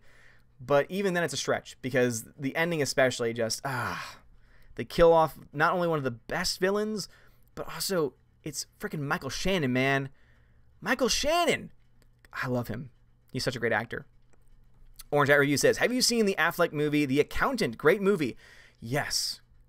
Excellent film. He didn't direct that one. He starred in it, though. But yeah, I mean, Ben Affleck's he's a good guy. Like, he's a good actor. He's a better director, but he is a good actor when he's given the right project and given the right direction. It's interesting that when he directs himself, he's actually a better actor. It's odd that happens that way. But yeah, absolutely. I think that The Accountant is a great film. I only saw it once, but I did like it. Ax Martinez says, would you rather watch The Last Jedi with deleted scenes or Batman v Superman director's cut? Which one is more torturous? Oh, man, oh, man. BVS director's cut, only because I haven't seen the director's cut yet, and all of the I mean this with love if you're one of them, but all of the crazy Zack Snyder fanboys talk nonstop about how it's an entirely different movie and how everything is saved and the movie's great when you watch the director's cut. So probably that one because I've not actually seen it yet. 70B says, hi. Hey, Steph. How's it going? Darkstar57 says, what is your opinion of Brandon Routh's version of Superman? I love it. Brandon was given a bad rap. He was given a bad rap because he was in a film that overall was mediocre, not the best direction, not the best writing in the world. The fact that it wasted a Kevin Spacey performance, despite what Kevin Spacey has done in his personal life, the dude's a great actor. And the dude could have been and should have been an awesome Lex Luthor. But the direction of that film and the writing of the film just was not up to par. But I think Brandon was great. I thought that he did a fine job as Superman. He fit the part very well. And I was you don't know how happy I was when all of a sudden he started showing up on Arrow. When all of a sudden he was able to be something else, because he's a great actor. He's awesome. So I'm very happy that he found life after that film, because he was kind of blacklisted for a while. He just didn't get any other major projects, because when you are Superman and when everyone says you aren't being able to live up to it. Sorry, who's calling me? Who's calling me? All right, I can't talk to you right now. It's my best friend. I can't talk to him right now. I love him, but I can't talk. But when it comes to all this stuff, I think Brandon is he's a good actor. I like him a lot. Tina says, for some reason, Zack Snyder didn't want to cast the TV Flash for the movie. I heard that angered a lot of fans, and give The Expanse time. It'll take a bit, and then bam. All right, I hope so. Hope to have that experience with The Expanse. And as far as TV Flash for the movie, for some reason, Zack didn't want to do that and angered a lot of fans. Yeah, I mean, TV Flash, the guy that plays TV Flash is great. He's a really good actor. I like him a lot. Tina says, so how is the Shazam box office? Any reports? I saw a shill in the comments of one of your videos saying it is flopping. You see, here's the problem, though, is that in their eyes, flopping is when a movie isn't doing as well as another movie. But that's not what flopping is. Flopping is a movie is doing so poorly that it's not going to make its money back, or it's not on track to make its money back. The thing with Shazam is that it's making actually more than what the studio thought. So the studio, Warner Brothers, when it came out with its early projections, said that the film was likely going to make around $45 million opening weekend domestically. It's now on pace to make at least like $55 million. So yes, it's not gigantic numbers. It's not anywhere near the premiere. For example, I want to say Aquaman came out with like an $80 million, close to $80 million domestic opening. But that is obviously not something it needs to do, because guess what? Shazam was only made for about $90 million. So its production budget was much smaller than what Aquaman's was, meaning that it only has to make essentially around $400 million or so just to break even. So with all that taken into account, it's going to reach that point. And so for anyone saying that's a flop, that's not true. Now, is it going to reach the same levels as for example, Aquaman or, Captain Marvel and get to the $1 billion mark? Not likely. Not with these numbers. Not with the reports that are coming in. But I think that this film is going to have a lot more legs than people are suspecting.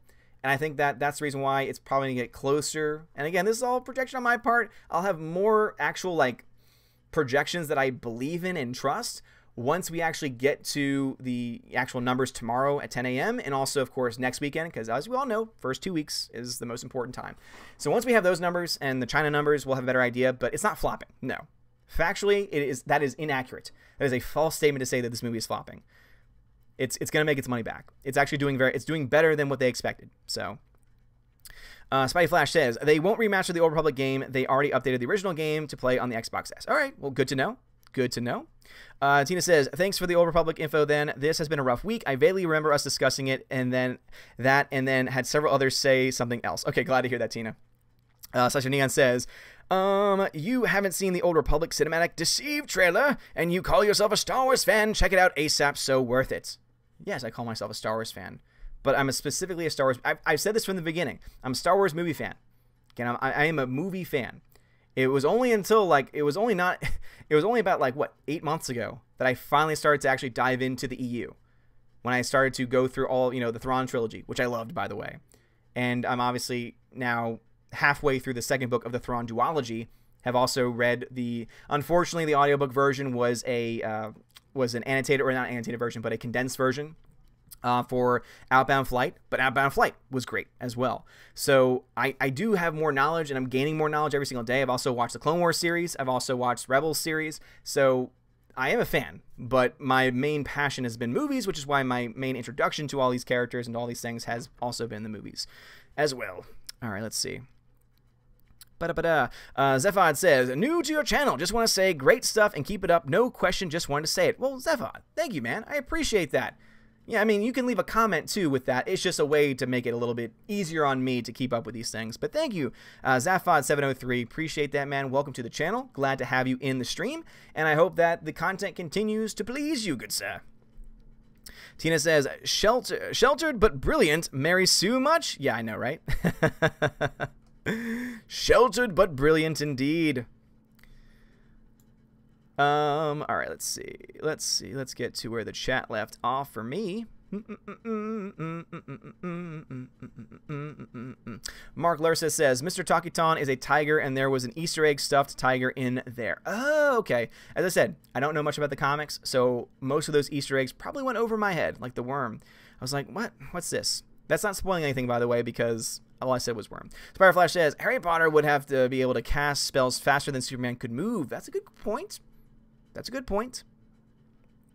Yeah, Greta's awesome, Alan Sparks. You're right.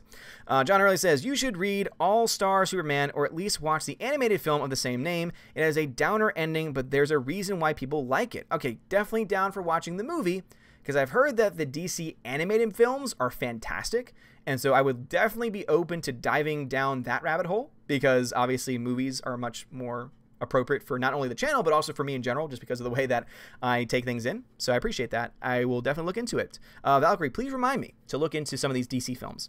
Random Narrow Doom says, Odin, if you lived in the Star Wars universe, you'd be a total light side Jedi because you are such a goody-goody, while I would struggle with the dark side and likely become a Sith. No, I would definitely be a great Jedi. Definitely would be a great Jedi because I'm not perfect. See, I just want to make that very clear. I'm not a perfect person. I've never claimed to be a perfect person, but I'm going to try and do the very best that I can to learn from the mistakes that I've made. And I've made a ton of mistakes in my past. I'm going to try and learn from them, recognize them, and be aware of it. That's like the one thing I try and tell my guys. It's like, look, the one difference between me and you is not that you sin and I don't, because obviously I still struggle with it. It's that I recognize when I do it. I recognize when I fail. And because I recognize it, it means that I'm able to make a change. That's the only difference between me and most of my students, is because they have not gotten to that point yet where they can recognize within themselves any type of fault. I'm able to do that, and I think that if we can at least get there, if we can at least recognize the problems that we have to try and address them, that's where we start. You know, when we start to live in a fantasy realm where we think that we're better than everyone else, when we try and think of ourselves more highly than anybody else, that's what leads to problems more often than not. Alrighty, so Super Anime Gamer 01, what's up, Super? I saw you in someone else's stream at some point over the past couple days, so welcome back. Says, the chat has not been nice to me this evening. Curse Technology, how are you doing this evening? I'm doing fine, Super. Great to have you here as always. So sorry to hear about the technological issues. Glenn Ham says, our pugs are always hangry. Oh, man. Pugs? I love pugs. Pugs are so adorable. My dogs are also always very hungry. Grandmaster Yoda says, I know I don't like Avatar, but you think it has a chance to break 3 billion? Avatar 2, no. Not at this point. Could, maybe once we get a trailer, maybe once we start to understand and know a little bit more about it and where it's getting released and the timeline, time frame, things like that. Maybe at that point we could talk about it. I don't think it will, though, because I think there are enough people out here that saw the first one, and even though they may have liked it the first time they saw it, have not really thought of it highly since then, or have not wanted to go back to it. I think there are enough people out there that are kind of just, don't want any more Avatar films. So I think that the phenomenon that happened when the first one came out is not likely to repeat itself. Now, obviously, I could eat on those words. Obviously, I could be totally wrong on this. because, you know, James Cameron can do a lot of things. And I don't think anyone thought that Avatar was going to do as well as it did the first time. I mean, it made $2.7 billion at that time. When adjusted for inflation, it gets close to around $3 billion. So I think that the closest film, I think, and this might be ever, and the reason why I say this is kind of getting into the topic, what was supposed to be the topic for the night, but obviously I'll let you guys kind of control the topic, is that I think that because movie theaters, and you see this happen, I mean, what happened? What was the conversation before, you know, you had Captain Marvel come out? That the box office was doing very poorly. And that is something that you've heard about every single year for the past several years. So the box office is already, you know, automatically contracting, meaning that theaters eventually, if not have not already, are going to start closing. Ticket prices are going to become so astronomical that less people are going to go to the theater than they already are. And you already have a lot of people cutting the cord, getting Netflix. Once the Disney Plus streaming service happens, even more people are going to do that. And once you see that happen, you're going to see less and less people going to the theater to see movies and more people staying at home and getting technology like 4K televisions, which are becoming a lot cheaper now, sound systems, which are a lot cheaper now than what they used to be, and basically building their own home theater so that they don't ever have to really leave their house.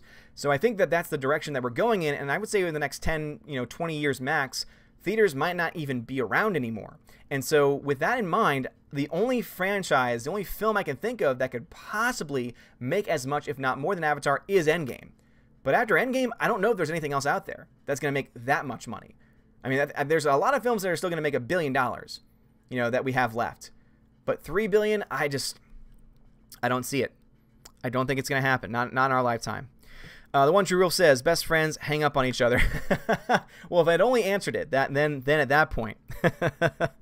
Spidey Flash says, with the rumors of Ezra Miller leaving Flash, what do you think Andrew Garfield playing the Flash? I mean, I like Andrew Garfield a lot as an actor. I don't know if he would do it, though. I don't think he would come back to being in a superhero film. After everything that happened with The Amazing Spider-Man, I don't think he would come back. I think he's done. I don't know if he would do it. There are definitely a lot of people, though, that probably would be willing to come back and would be willing to play that kind of a role. Alrighty, let's see. Where were we? Where were we in the charts? Alright, let's see. Jika Tudor says, when will you make a live stream with that Star Wars girl and Todd about Alita? So I've been in contact with Todd. So Todd actually reached out to me. Awesome dude. So we are definitely going to do something. It's probably going to be at least a couple of weeks because this week's going to be crazy. Because obviously I have my regular streaming schedule of Monday and Tuesday, but then Friday I'm out of commission because of Star Wars Celebration. Saturday I'm out of commission, probably will not be able to do a live stream. If the Wi-Fi at the hotel is good enough, I might try and eke one out, but we all know that hotel Wi-Fi can be really, really bad. So it's going to be interesting, to say the least, about how next week's going to go. I would say that the more likely option is that 2 weeks from now we might be able to come together and be able to do something, but yeah. That's kind of where we are at this point. I'm totally open to it, though. Orange Hat Review says, once you see the director's cut of BVS, it will erase some of the plot holes and make it more digestible. The normal version sucks. Extended edition is actually much better. I know that director's cuts can do that, Orange Hat. I know that, for example, Kingdom of Heaven, even though I liked the theatrical version, the director's cut is phenomenal. And for many people who hated the theatrical cut, they loved the movie because of what Ridley Scott was able to do in that director's cut for Kingdom of Heaven, which is a really great film, by the way. But I so disliked BVS. See, but at that point, I liked Kingdom of Heaven. I so disliked BVS as a movie from an objective and subjective standpoint that I don't think anything could fix it, to be perfectly honest. Unless it was an entirely different movie with an entirely different script and director, I don't see myself liking it because there's some major flaws with it. Not just story-wise, but character-wise, too. And I don't think any of the character flaws are going to go away if you add on an extra 20 minutes or whatever it is. Let's see. Tina says, I figured some jerk was being a jerk. I never expected Shazam to make MCU numbers, but when someone says flop, it makes me think it's a box office disaster. Yeah, seriously, people throw that word around because they don't know what it means. For example, there were people who were like calling me out saying, you thought this movie was going to flop. And I said, I never thought Captain Marvel was going to flop. Never. I thought it was going to underperform. But underperform is not the same thing as flopping. Underperform just means it's not going to reach those expectations. Flop means it's losing money. It's not breaking even. It's barely breaking even. Because even a film that barely breaks even is technically a flop. I mean, technically speaking, Alita is a flop. The reason why Alita can somehow turn it around, though, is because when it finally gets a DVD Blu-ray release, it's going to make some money back. Random Doom says, if Admiral Thrawn looked at SJW art, would he just snap and shoot himself in the head because the art is so bad? No, he would just snap all of the artists out of existence, and it would be much better. Sticky V says, how great is it that Endgame is 3 hours long? So much possibility for what can happen in that amount of time. It's almost unbelievable that the finale is this huge. It makes sense, though. Again, 11 years, 21 films. This is going to be the 22nd film. I've had someone in my chat, I've had someone in the comments call me out like 3 days in a row saying, you said 23rd film. It's actually the 22nd film. It's like, I'm sorry. Every single time I've said like the 22nd film. I've made it very clear that I did not have the exact number in front of me, but people still call me out for it. I'm very excited for Endgame. 3 hours is perfect. 3 hours, 2 minutes, perfect runtime. This is the kind of film that needs it. It's not just the end of a phase, it's the end of a saga.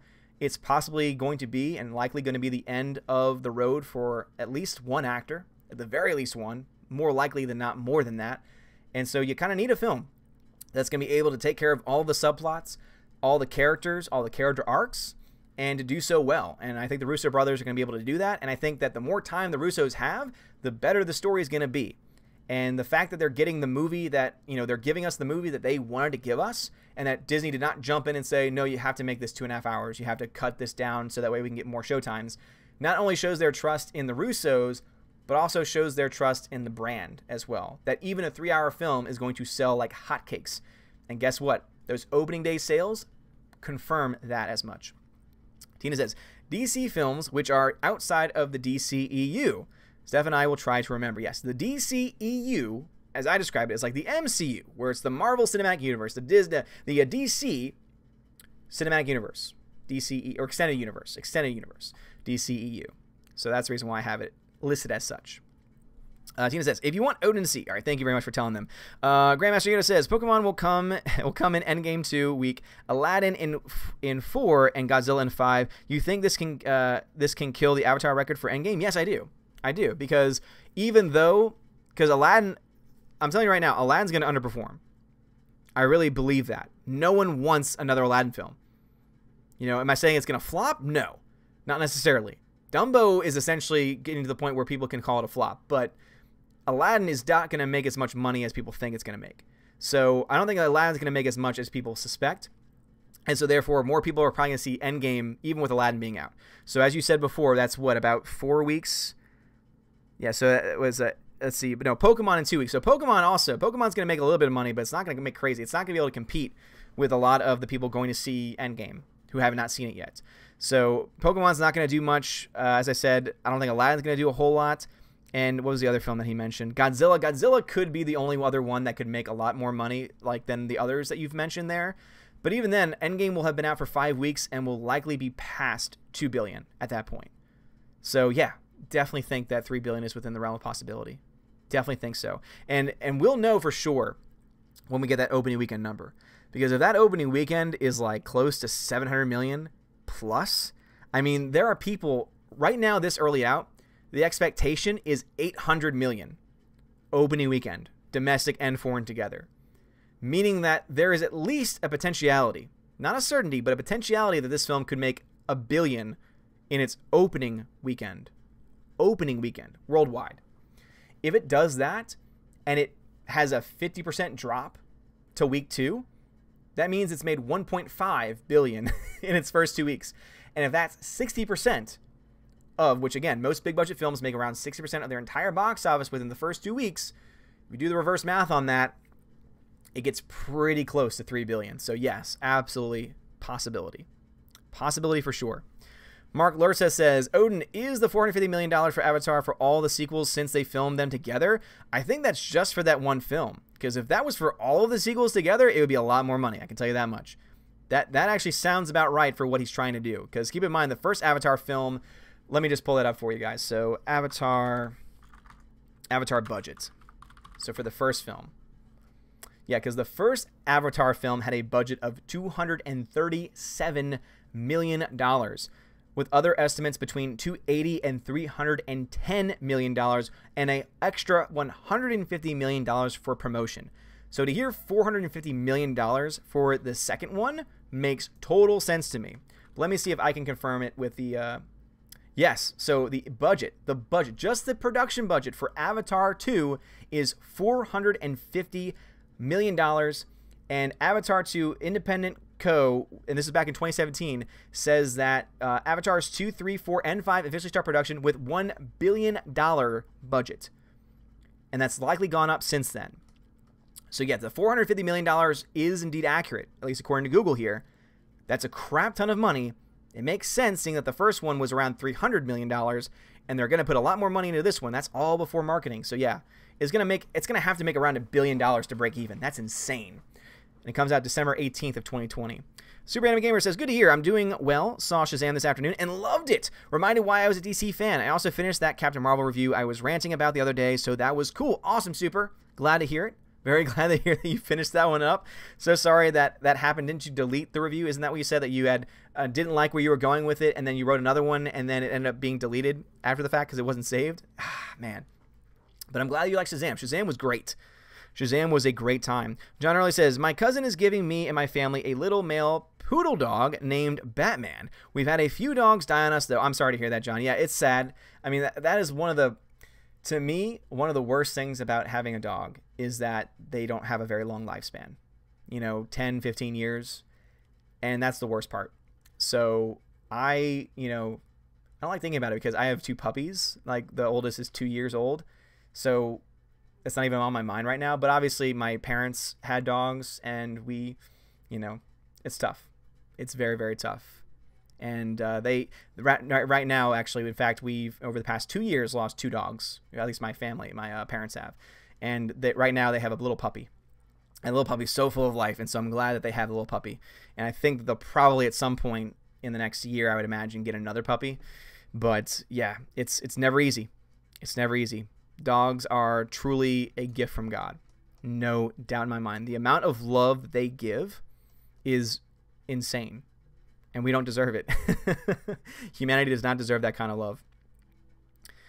All right, Tina, thank you very much for letting him know. Random Doom, have you ever eaten gator? What does it taste like? I have eaten gator twice in my life. The first time it was fried. It was when I was a teenager. The last time was actually a couple weeks ago when Jeremy came in. When Jeremy came in, we went to a great place called Drago's because they have these amazing things called charcoal-grilled oysters. Even if you don't like oysters or seafood, you will like charcoal-grilled oysters because it's all butter and cheese and deliciousness. It's great. You can eat it with bread. It's fantastic. Again, I don't eat oysters, but I eat charcoal oysters because of everything that comes around it and with it. But I have had gator, and it was actually there. I had gator tacos, and it was delicious. It's not really a taste thing because obviously you can flavor and season anything, but the texture, I would say, is most like a chicken steak combination. So it's got a very similar consistency to those, but it's good. It's delicious. Super says, the only other movie I see able to cross the $2 or $3 billion if Warner Brothers got themselves figured out and made a full-scale comics-accurate Justice League. Even then, I don't think that would happen. Because in order for them to do that, they would need more than just the comic fans. Because think about the DC Universe. Right now, they pretty much only have comics fans. They don't really have the normies like the MCU does. I mean, go ahead and look to Captain Marvel. Terrible film. C- film. Somehow was able to make $1 billion. If they were to have made a Captain Marvel-esque film, they would have done the same thing. I mean, go ahead and look to some of their, their worst films. I mean, Justice League itself, the first Justice League they did, $650 million. The lowest grossing DC film where all the characters are together on screen. That shows you that they don't have a guaranteed audience. They do not have that normie popcorn fan audience. They've got the hardcore fans, they've got the comic fans, and they've got some of the normie audience, but they don't have them all. They have a lot of work to do.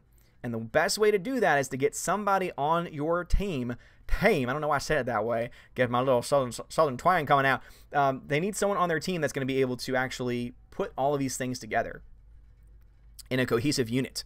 Tina says, even Cleopatra was a box office hit and made a profit for Fox. But here we are 50 plus years later, and people still call it a box office flop. That story got out there and never ended. No, it's true, Tina. You hear that happen a lot. A lot of times people put a false narrative out there. I mean, remember, a month before Alita Battle Angel came out, there were people writing it off as being, it's going to be the biggest flop of the year. And it ends up being one of the smallest flops of the year. It's still a flop. I mean, don't get me wrong. It's only at $401 million right now. It's probably going to end around 405 max. because of just the amount of theaters that it's available in yet, at this point. But it's going to make another 20, 30, 40 million in DVD Blu-ray sales. If there's any merchandise, that's going to do well too.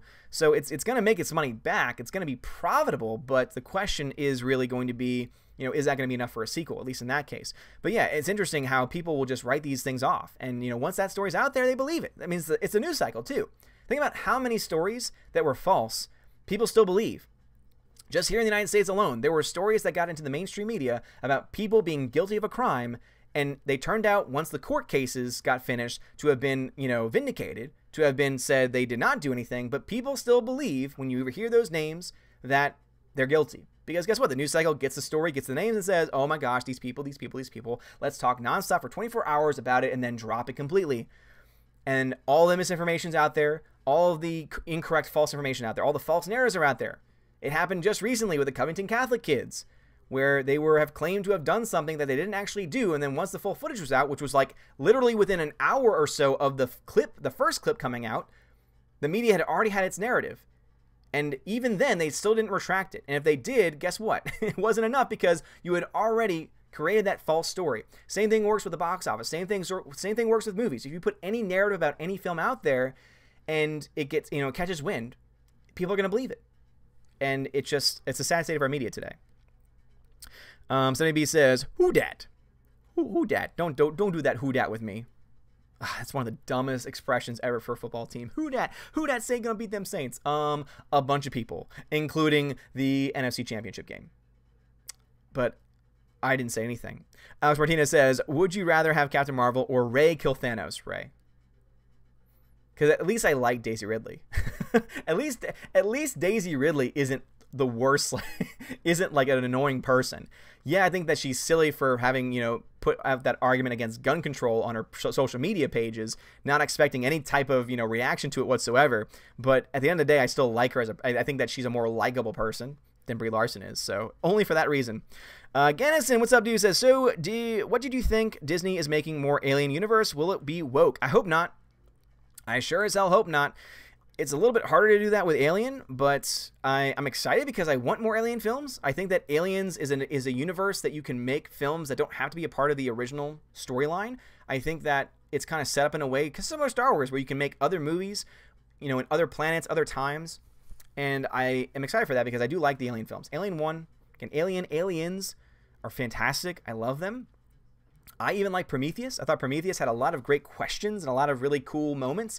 And unfortunately, Alien Covenant just did not live up to expectation, because unfortunately they had a lot of scenes they cut that made a lot more sense and helped to explain the story a lot better, that they decided to put on YouTube randomly before the movie came out. It didn't make any sense, because then they didn't end up being in the movie, and without seeing those scenes, certain things that happened in the movie didn't make any sense.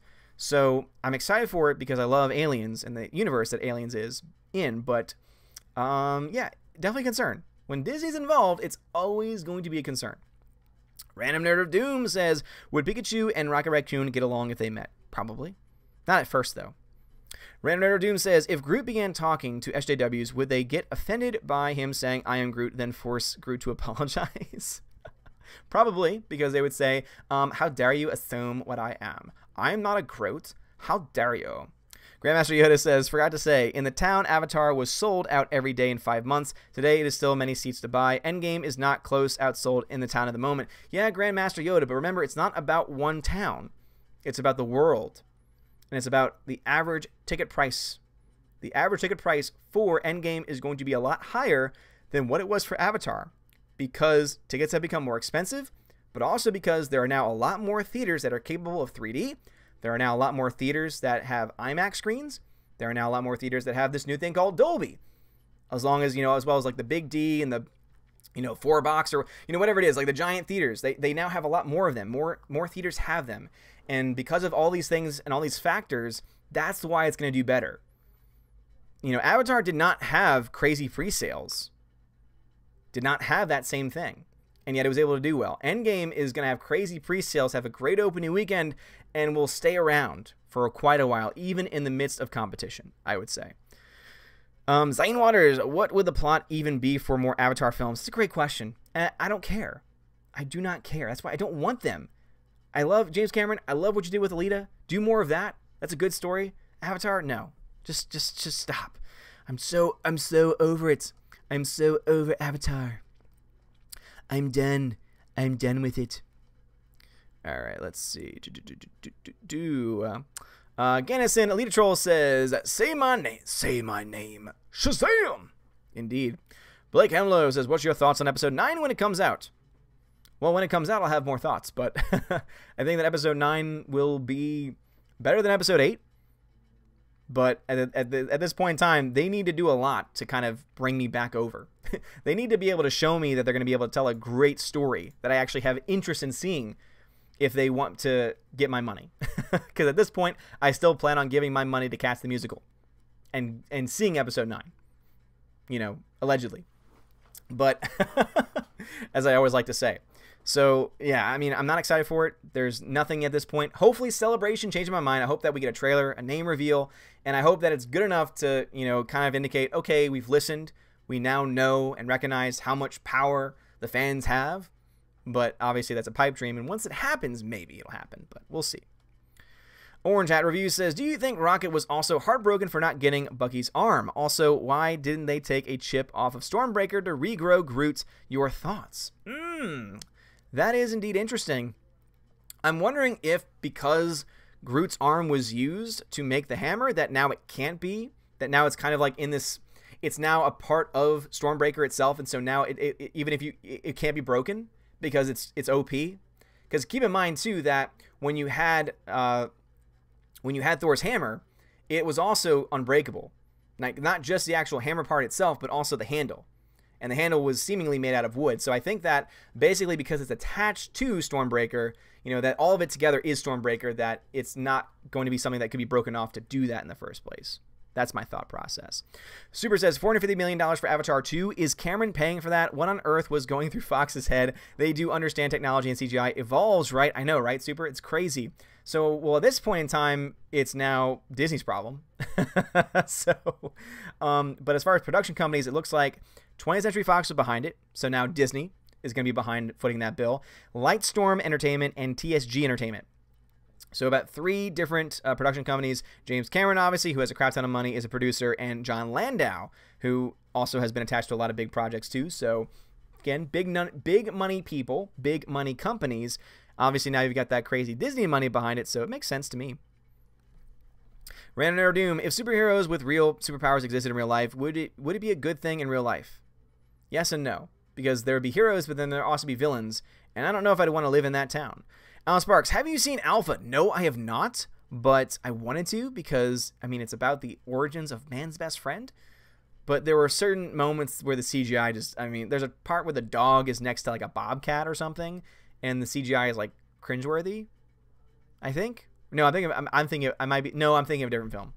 I'm thinking about A Dog's Journey Home or whatever that film was. So, but there were some moments in Alpha, as far as the trailers are concerned, that it just didn't look very good. CGI-wise. Stevie says, I really love dogs. Their lifespan sucks. I know. I'm 33 and have already known and loved a lot of dogs and will love a lot more in the future. We do not deserve them. We do not deserve them at all, but they are amazing. I love my dogs. River and Willow have my heart. Super says, reason I say comics accurate is because of the wide range of characters, and by getting figured out, I mean getting normies to know those characters in advance, not arguing, just clarifying. Now, again, as I said before, I think that the big thing that the DCEU needs to do is to be able to get some normies on board. Now, they don't have to do that by destroying their story like you've seen happen with the MCU. I think that they can do it, you know, a little bit smarter. I think they could be a lot, you know, more. I think it could be a lot smarter than what MCU has done recently, because the MCU was able to build up a giant fan base. But if Captain Marvel is any indication of their future, then they're about to bleed off a lot of people. They're about to bleed fans, bleed subs, one could say. So, yeah, it's going to be interesting. John Early says, do you believe Anthony Hopkins' Odin was misused, just like Jared Leto's Joker was? I mean, how great would The Dark World have been if it was about father and son adventure? Yeah, I mean, Dark World was definitely not a good film. I don't stand by it as being a great film. I didn't hate it either, because I love that character a lot. But Odin's character was not misused, because Odin's character was still good. Like, Odin's character was still solid, for the most part. Even in that film. Jared Leto's Joker was just bad. In every and all ways. Was just bad. Even the character itself was bad. Jared Leto just... Again, I like Jared Leto, but I think that whoever gave him that idea or greenlit that idea should be fired, and they likely have been at this point, just of how bad that film was. But yeah, I think Jared Leto needs to either undergo a major change in character, or hopefully when the Joker film does well in October, they allow Joaquin Phoenix to take over for that role, because that'd be awesome. Random Nerd Doom, if I had superpowers, should I use them to impress a girl to get a date? Would I just end up affecting? Definitely not. Definitely not. Laura says, you know the history behind Who Dat? If not, Google it. Would a good World War II story. Well, here's the thing with Who Dat as well. Who Dat was stolen. And that's one thing that fans don't like to admit, is that Who Dat did not originate in New Orleans, and it hasn't always been the saying of the Saints. Like, I remember growing up when we would still say, just go Saints go. Like, that was a standard chant, and at least that would make sense. But Who Dat doesn't make sense. Who Dat's going to beat them Saints? Okay, all those years that we lost more games than we won them, and every year where there's a game that's lost, because we've never had an undefeated season, that chant makes no sense at all. I'm sorry, but like, it just I hate it. It's stupid. It's a stupid chant. Stupid. All right. I could speak for hours about that.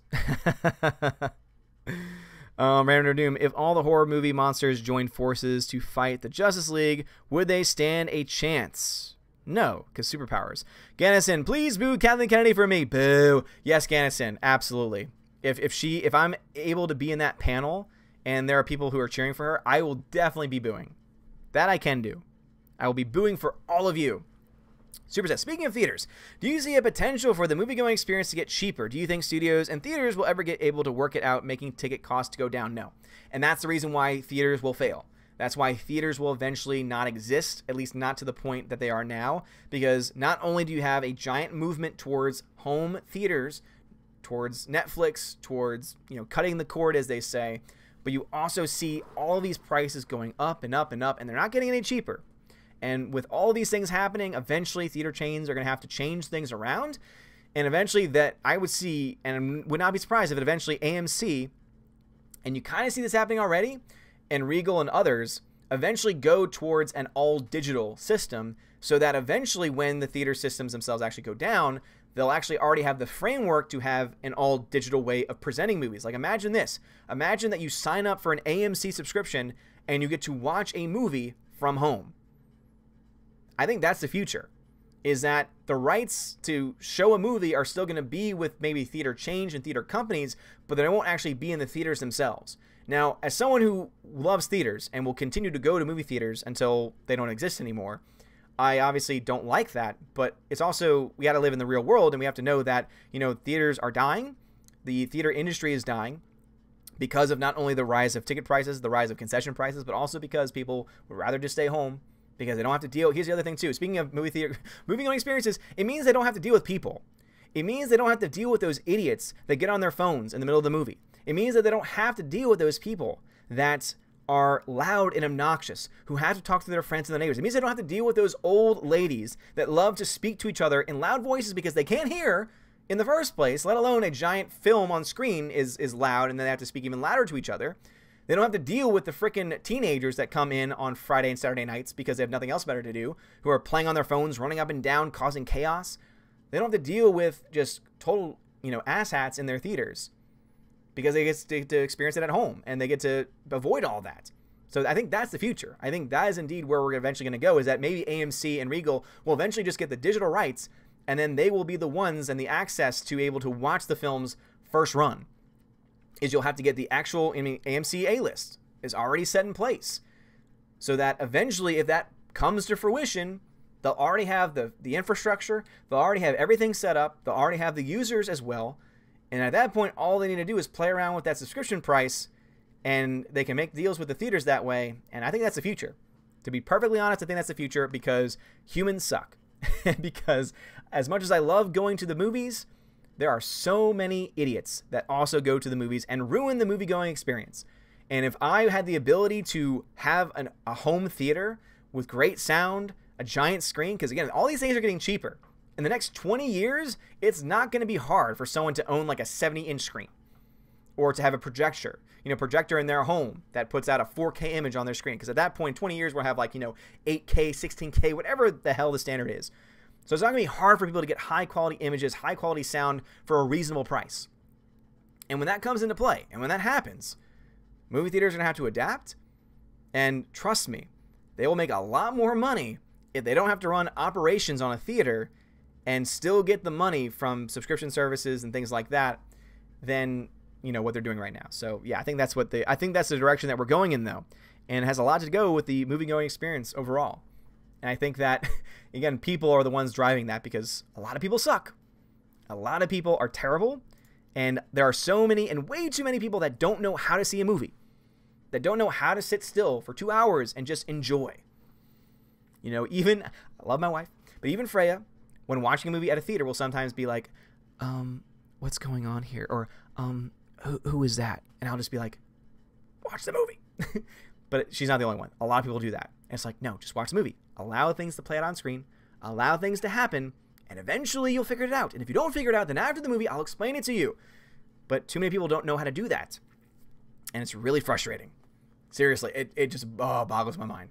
Boggles my mind how people are so idiotic when it comes to that. Serb Term Gaming, what's going on, dude? Says, should there be a Jaws remake because of today's CGI? Hell no.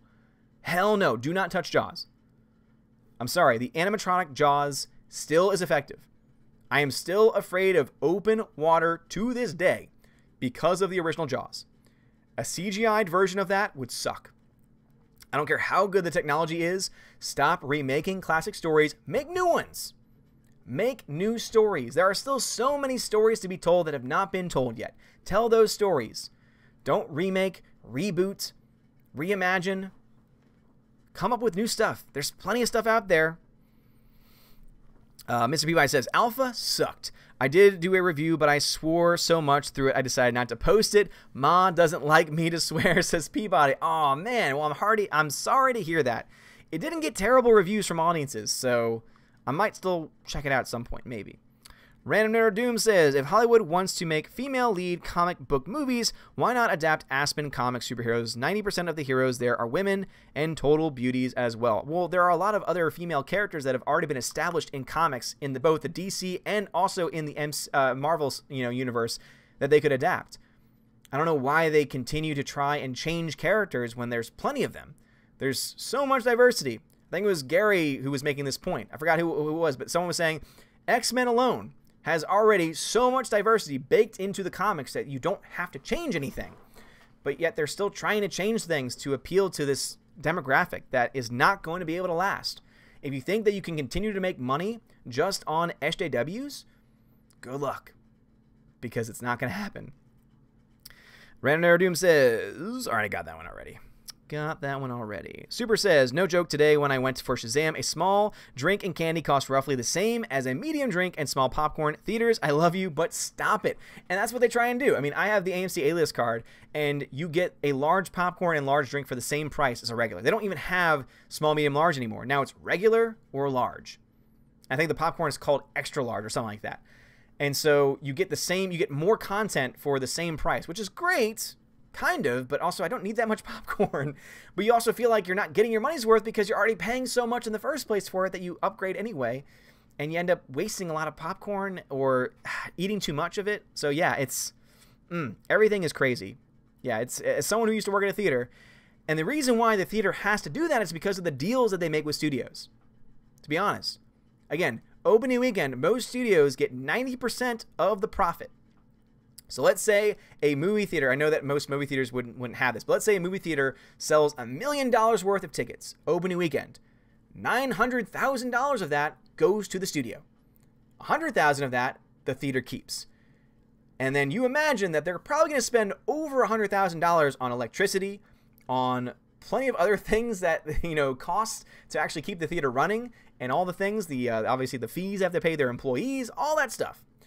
So that $100,000 goes away very, very quickly. So how are they going to make that up? Oh, wait, that's right. Concessions. They make a crap ton of money because obviously everything is marked up like crazy, but they have to do it because if they don't, they can't make up the money, they can't invest the money, and they obviously therefore can't improve. So it's a double-edged sword because it's the studios who are taking so much money, but they can't deny the studios, because if they say, no, no, no, no, no, we want to make this much money, the studio can just say, okay, well, we don't need your business. We'll go to the other theater instead. So, you know, it's kind of like this nonstop nonsense. Oh, man. But yeah, it is ridiculous. But as someone who worked concessions, I can tell you that, and as someone who also worked marketing as a supervisor, who counted money as a supervisor at the end of the night, I know how much it costs to run a theater on any given day. And once you understand that from that side, once you've worked on the theater side of things, you understand the theater a lot more. You understand why it costs so much on the theater's end for popcorn. When, like, if you were to break it down, a bag of popcorn costs probably the theater less than $1 to actually, like, produce it. But that crazy markup price is needed in order for them to make any type of profit. And they need that kind of profit to keep the theater running and also to be able to invest in the future. So it's a sad, sad fact of reality. Alan Sparks says, the story of Alpha supersedes the subpar CGI. You should give it a chance. All right, so 2 opposing opinions here. Alan Sparks and everyone else. Alan Sparks and Mr. Peabody, different opinions on Alpha. Greta, what's going on, Greta? Welcome. I already shouted your channel out earlier. That is Greta, everybody. She is awesome. JJ, thank you very much for the super chat, man. JJ, love him. Hey, Odin, just got out of Shazam. Great movie, ruined by the guy with the phone flashing from the incoming phone calls. My luck. Well, JJ, that is a perfect comment for tonight's stream. JJ, I'm so sorry to hear that. And as I said, that is the reason why you're going to have people being willing to buy subscription services to watch movies at home. Because even if they don't have a large screen setup, I guarantee you that most people would rather watch a movie on their television, on their computer screen, than go actually out to a theater and deal with that nonsense. Now, obviously, there are exceptions to that. There are a lot of people probably in this chat that like going to the actual theater itself. I'm one of them because I love the big sound. I love the big screen. I love the experience overall. But no, it's totally true. Not just because of the prices, but because of people. People are going to be the downfall of the movie theaters because not enough theaters are able to invest money in people who are there to simply stop people from being idiots. Because people always say, oh, if I ran a theater, I would have someone in every single theater, and their one job would be to make sure that no one gets on their phone, etc. Good luck. Good luck, because remember, you have to pay that person by the hour. Remember that that person can only do so much because the person is probably going to be an hourly employee, meaning that they can't do certain things. They can't enforce certain things that a cop could, for example. And so it's going to end up being a lot more costly in the long run. Because obviously that would be great. That would be awesome if we could do that. Because that would be one way to slow things down. But as I said, as someone who worked at a theater where sometimes entire screens would be taken over by idiots, one person is not going to be enough. Let alone one person who's an hourly wage employee who is likely someone who has either hit puberty or just gotten done going through puberty. Like, let's just be honest here. Oh, man. All right, Gannison says, still in Asia region, Netflix is not that famous. Still, a lot of people are watching in cinemas. Yeah, again, as I said before, it's obviously different everywhere across the world. It's not going to be at the same time. But America, Europe, for example, they're going to be the first places that are going to start to see this transition happen. And eventually, it's going to go all the way across the world. But obviously, those regions and those areas that don't have the same technologies that are in other areas are going to be a little bit slower behind everything. So that's going to be the reason why. But eventually, though, it's going to get there.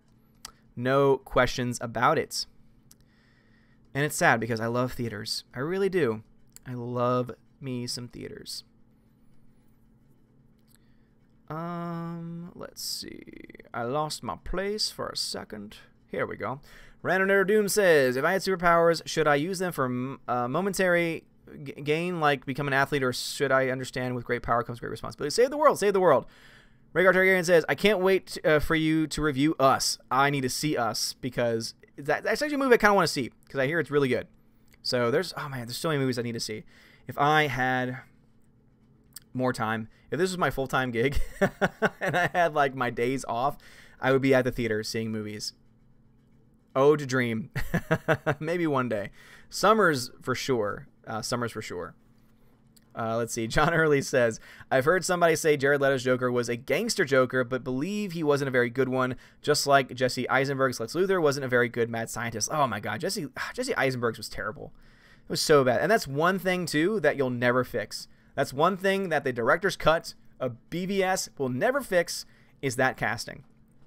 Darkstar57, even with my 75-inch flat screen, I'd miss the uber large format. No, again, Darkstar, I understand, and there are definitely a lot of people that would definitely be down for that, but keep in mind, think about how lazy a lot of people are. If you gave access to movies in an HD format that someone could watch on their television, a lot of people would probably take that option.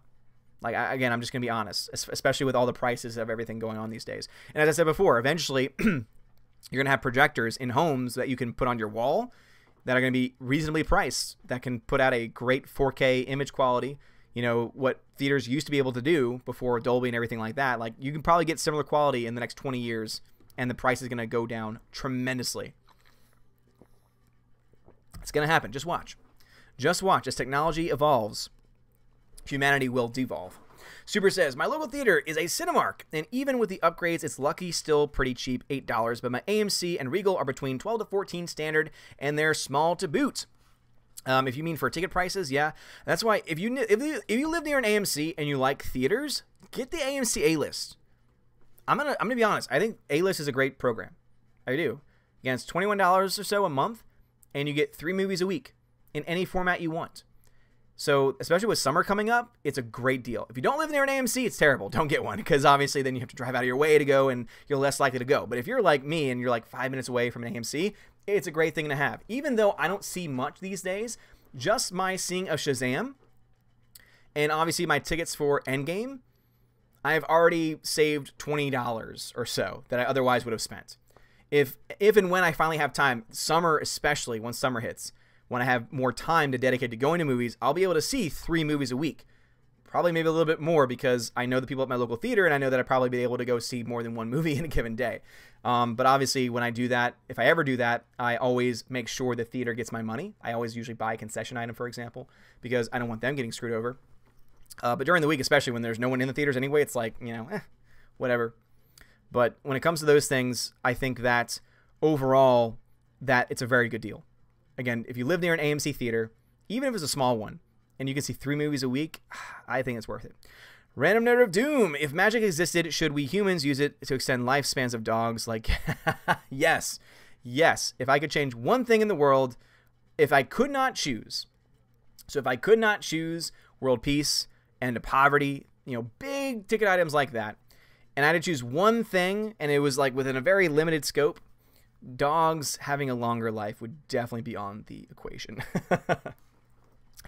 Let's see. Greta says, Odin, if I ever get really rich, I'm definitely having a movie theater room in my house. Same here. That is on the agenda. Oh my gosh. If there's ever a time when I am making enough from, like, because my ultimate goal is to build, you know, the website as I've been talking about, and to have that be able to eventually create and generate revenue. And obviously, it would be great at some point to be able to kind of like let it be its own thing and kind of step back from it for a second. But if I ever had enough money to invest in anything for myself, it would be a movie theater room.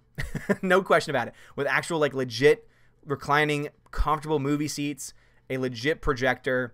You know, obviously the wall can only be so big, but it would be, you know, big enough to be able to enjoy at home. And yes, for sure. Absolutely. Let's see. Tina says, my favorite elderly ladies moment was when 2 of them got into an argument over whether the actor in Raiders of the Lost Ark was also in Star Wars. Is that man? Isn't that the man from Star Wars? No, that's not. That's the man from this. Oh man, I bet that was great. There are some conversations that are annoying, and there are some that are kind of funny. Sunny B says, you're going to need a bigger boat. Yes, indeed. Grandmaster Yoda says, how much do you think Top Gun 2 will make at the box office? Oh boy. Depends on how good it is. I need to wait for a trailer. I need to wait for a poster at the very least, and a general synopsis. So it could be successful. It could flop. Who knows? If the Meg can make money, and it wasn't that great of a film, then I guess Top Gun 2 can as well. Greta, that is the new way, so I'm sure that Tina's going to explain it to you, but that's the new way of asking me questions. It just makes things a little bit easier for me. Tina says, my second favorite elderly ladies moment, a movie moment, were the 2 who got into an argument in the ladies' room after King David with Richard Gere as to whether King Saul should have done as ordered. Those are always the greatest discussions, when people think that the movies are like real stories, or they treat them as such. And so their conversations are like, do you think that this should have happened? I don't know, honey. I don't know, sweetie. Maybe we should have done this instead. You know, I didn't like that character. I did not like that character at all. And then they believe them that to be that character. That's so great.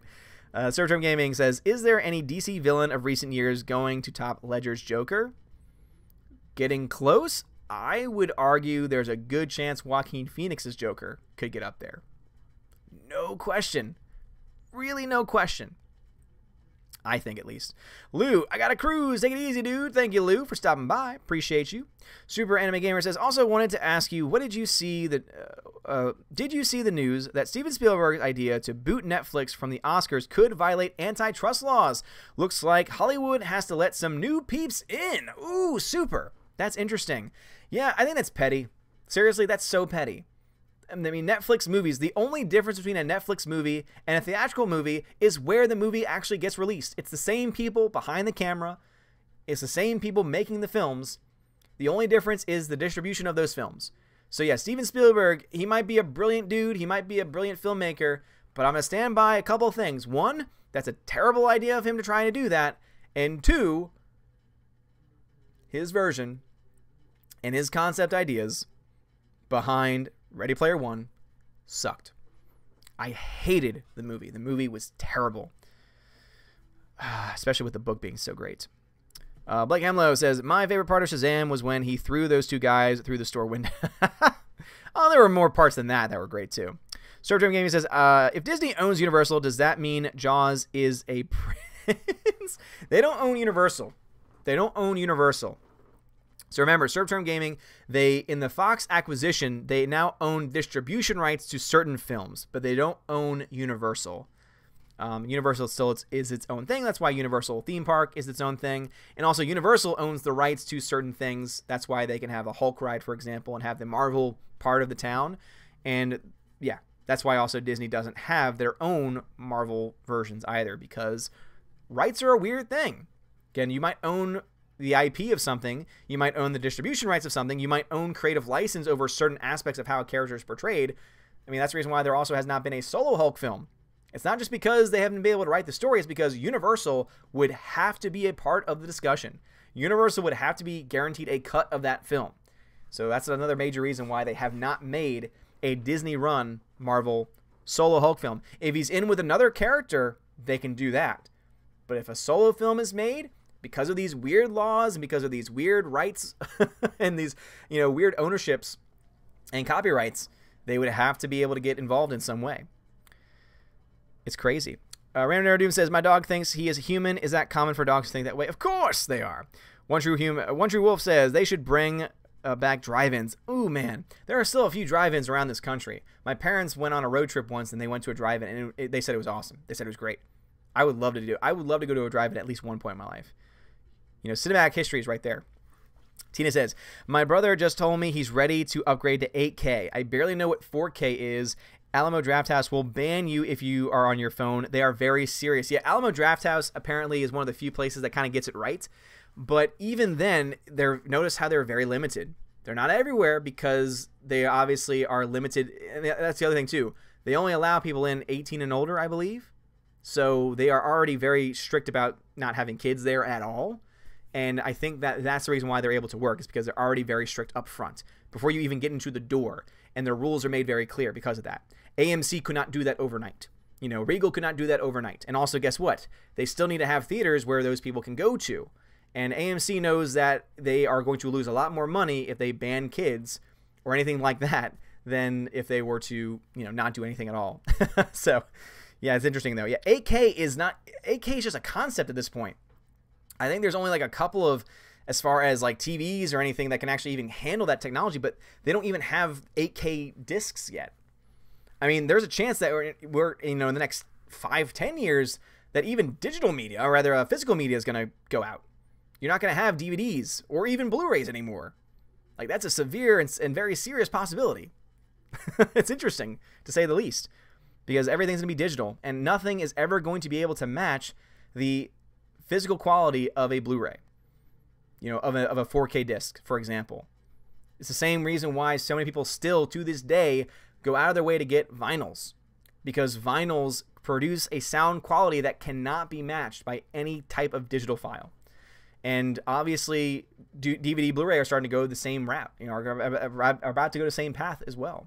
So it's gonna be interesting to see what happens with that going forward. Let's see, Yacha Xenomorph.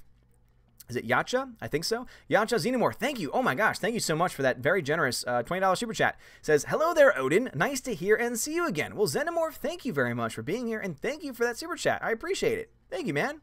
That's awesome. You're awesome. Glad to see you here again. Thank you. All right, Orange Hat Dude had left a comment before the chat jumped on me again. Orange Hat says, I got a free ticket if someone interrupts the movie too much in the theater. I am a frequent visitor. Small town theaters are great. Yes, limited screens and options, but small and cozy. Yeah, I mean, I wish that was more of a common thing, but even those theaters eventually will go out of business. Because eventually there will be enough people that, you know, are driven away by the fact that they'll be able to either see it at home or by the technology that they need to enjoy it at home as well. Leader Troll says, Hasbro is going back to make original Star Wars figures because they know Admiral Gender Studies won't sell. Most likely, I would say. It's a very good point. Random Doom says, did you hear about the guy in the MAGA hat who pulled out a sword and cut the hand off of a guy who tried to push his hat off? Ooh, I did not. That sounds insane. I don't agree with that at all. Yeah, he should go to jail for that. I don't care what anyone attempted against him. You don't cut somebody's hand off with a sword. Again, I'm not for violence. Super says, maybe out of theaters today won't die. Maybe our theaters today won't die out, but maybe they'll turn into like a gimmickry retro thing like drive-ins. As long as they stay an option for a while longer, I'll be happy. As I said before, 20 years about, I would say, before it becomes less common. But I think there's always going to be a theater. You're just not going to see as many. Like, for example, in my own hometown, like here right now, there are at least 4 or 5 different theaters that I could go to.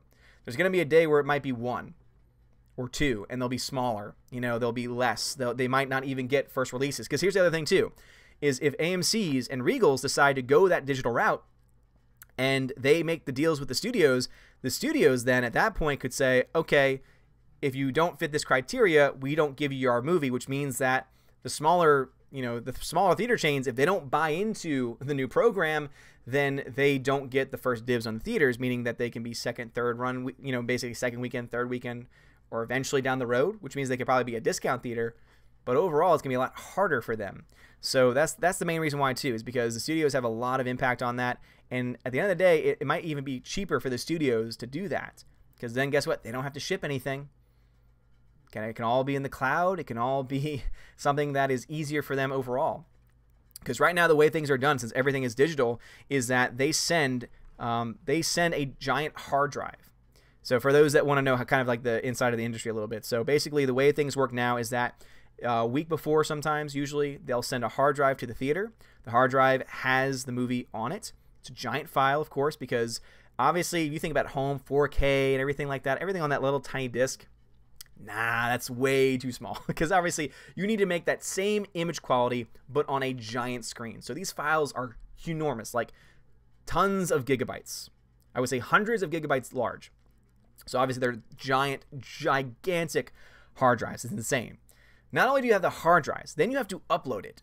And no matter how fast your system is, it's going to take a long time for a film to upload. Then you have to get the theater itself. So you upload the movie from the hard drive into the centralized system. From there, you then have to transfer those files to individual projectors, which if the projectors already have on their own internal hard drives too many movies, means you have to delete old ones. You have to be careful not to delete movies that might still be playing. And guess what? You're doing this all the while you don't have next week's official schedule. So you don't know if certain movies are going to be around, which means there are certain cases where you have to delete a film by guessing that it won't be in that theater next week, or in that specific screen next week, on that specific projector next week. Then once you have it on the screen, once you have it on that particular projector, you then also have to upload the key. Now, the key is a much smaller file. The key is a series of letters and numbers that essentially means that that film can be played. Without that key, the file does not work. Without that key, the file is just random information that cannot be put together. And sometimes keys don't work. Sometimes they update keys. They send the keys actually out over email. So then you have to find the email. You have to find the right key. You have to make sure the keys match up. And it's this whole process because, again, they want to make absolutely sure that even though there's a digital file in play, that it's damn near impossible to get that digital file off and out. If you even could, the file is too large to be able to do anything with it. But they also make that even impossible because of the keys. And the keys expire after a certain period of time, meaning they sometimes have to update the keys. And then you have to make sure that the updated key is in the theater, because if it's not, guess what? No movie plays. It's insane. It's absolutely insane. But yeah, it's this whole ordeal. But imagine if all they need to do is click a button and say, boom, the movie's now unlocked for you to use. And they're able to keep track of it. They're able to make sure and see exactly who is watching it and track that information. That's the future. So yeah, I think that they would rather do that than have to go through that entire process of shipping hard drives, because then also the theater has to ship the hard drives back and the studios still pay for that. You know, it's just, oh yeah, very, very, even though they're not sending the giant film reels, which obviously cost a lot more to ship around, it's still an expensive business to even ship hard drives around. Let's see, G Monkey says, 80-inch TV, THX sound system, any food I want, can pause and go to the bathroom, not having to put up with other people, priceless. G Monkey, boom, right there. G Monkey is speaking for, I think, a large portion of the population. And eventually that 80-inch TV and giant sound system are going to be affordable for most consumers. And once that happens, and once you have Netflix's offering more content, more original films, now you have Netflix getting into Oscar contentions here.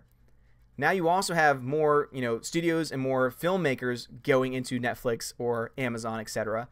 And as I said before, eventually you'll have even the giant theater chains themselves create some type of online system. All of these things happening at the same time is eventually going to lead to the death of the movie theater as we know it today. Just watch.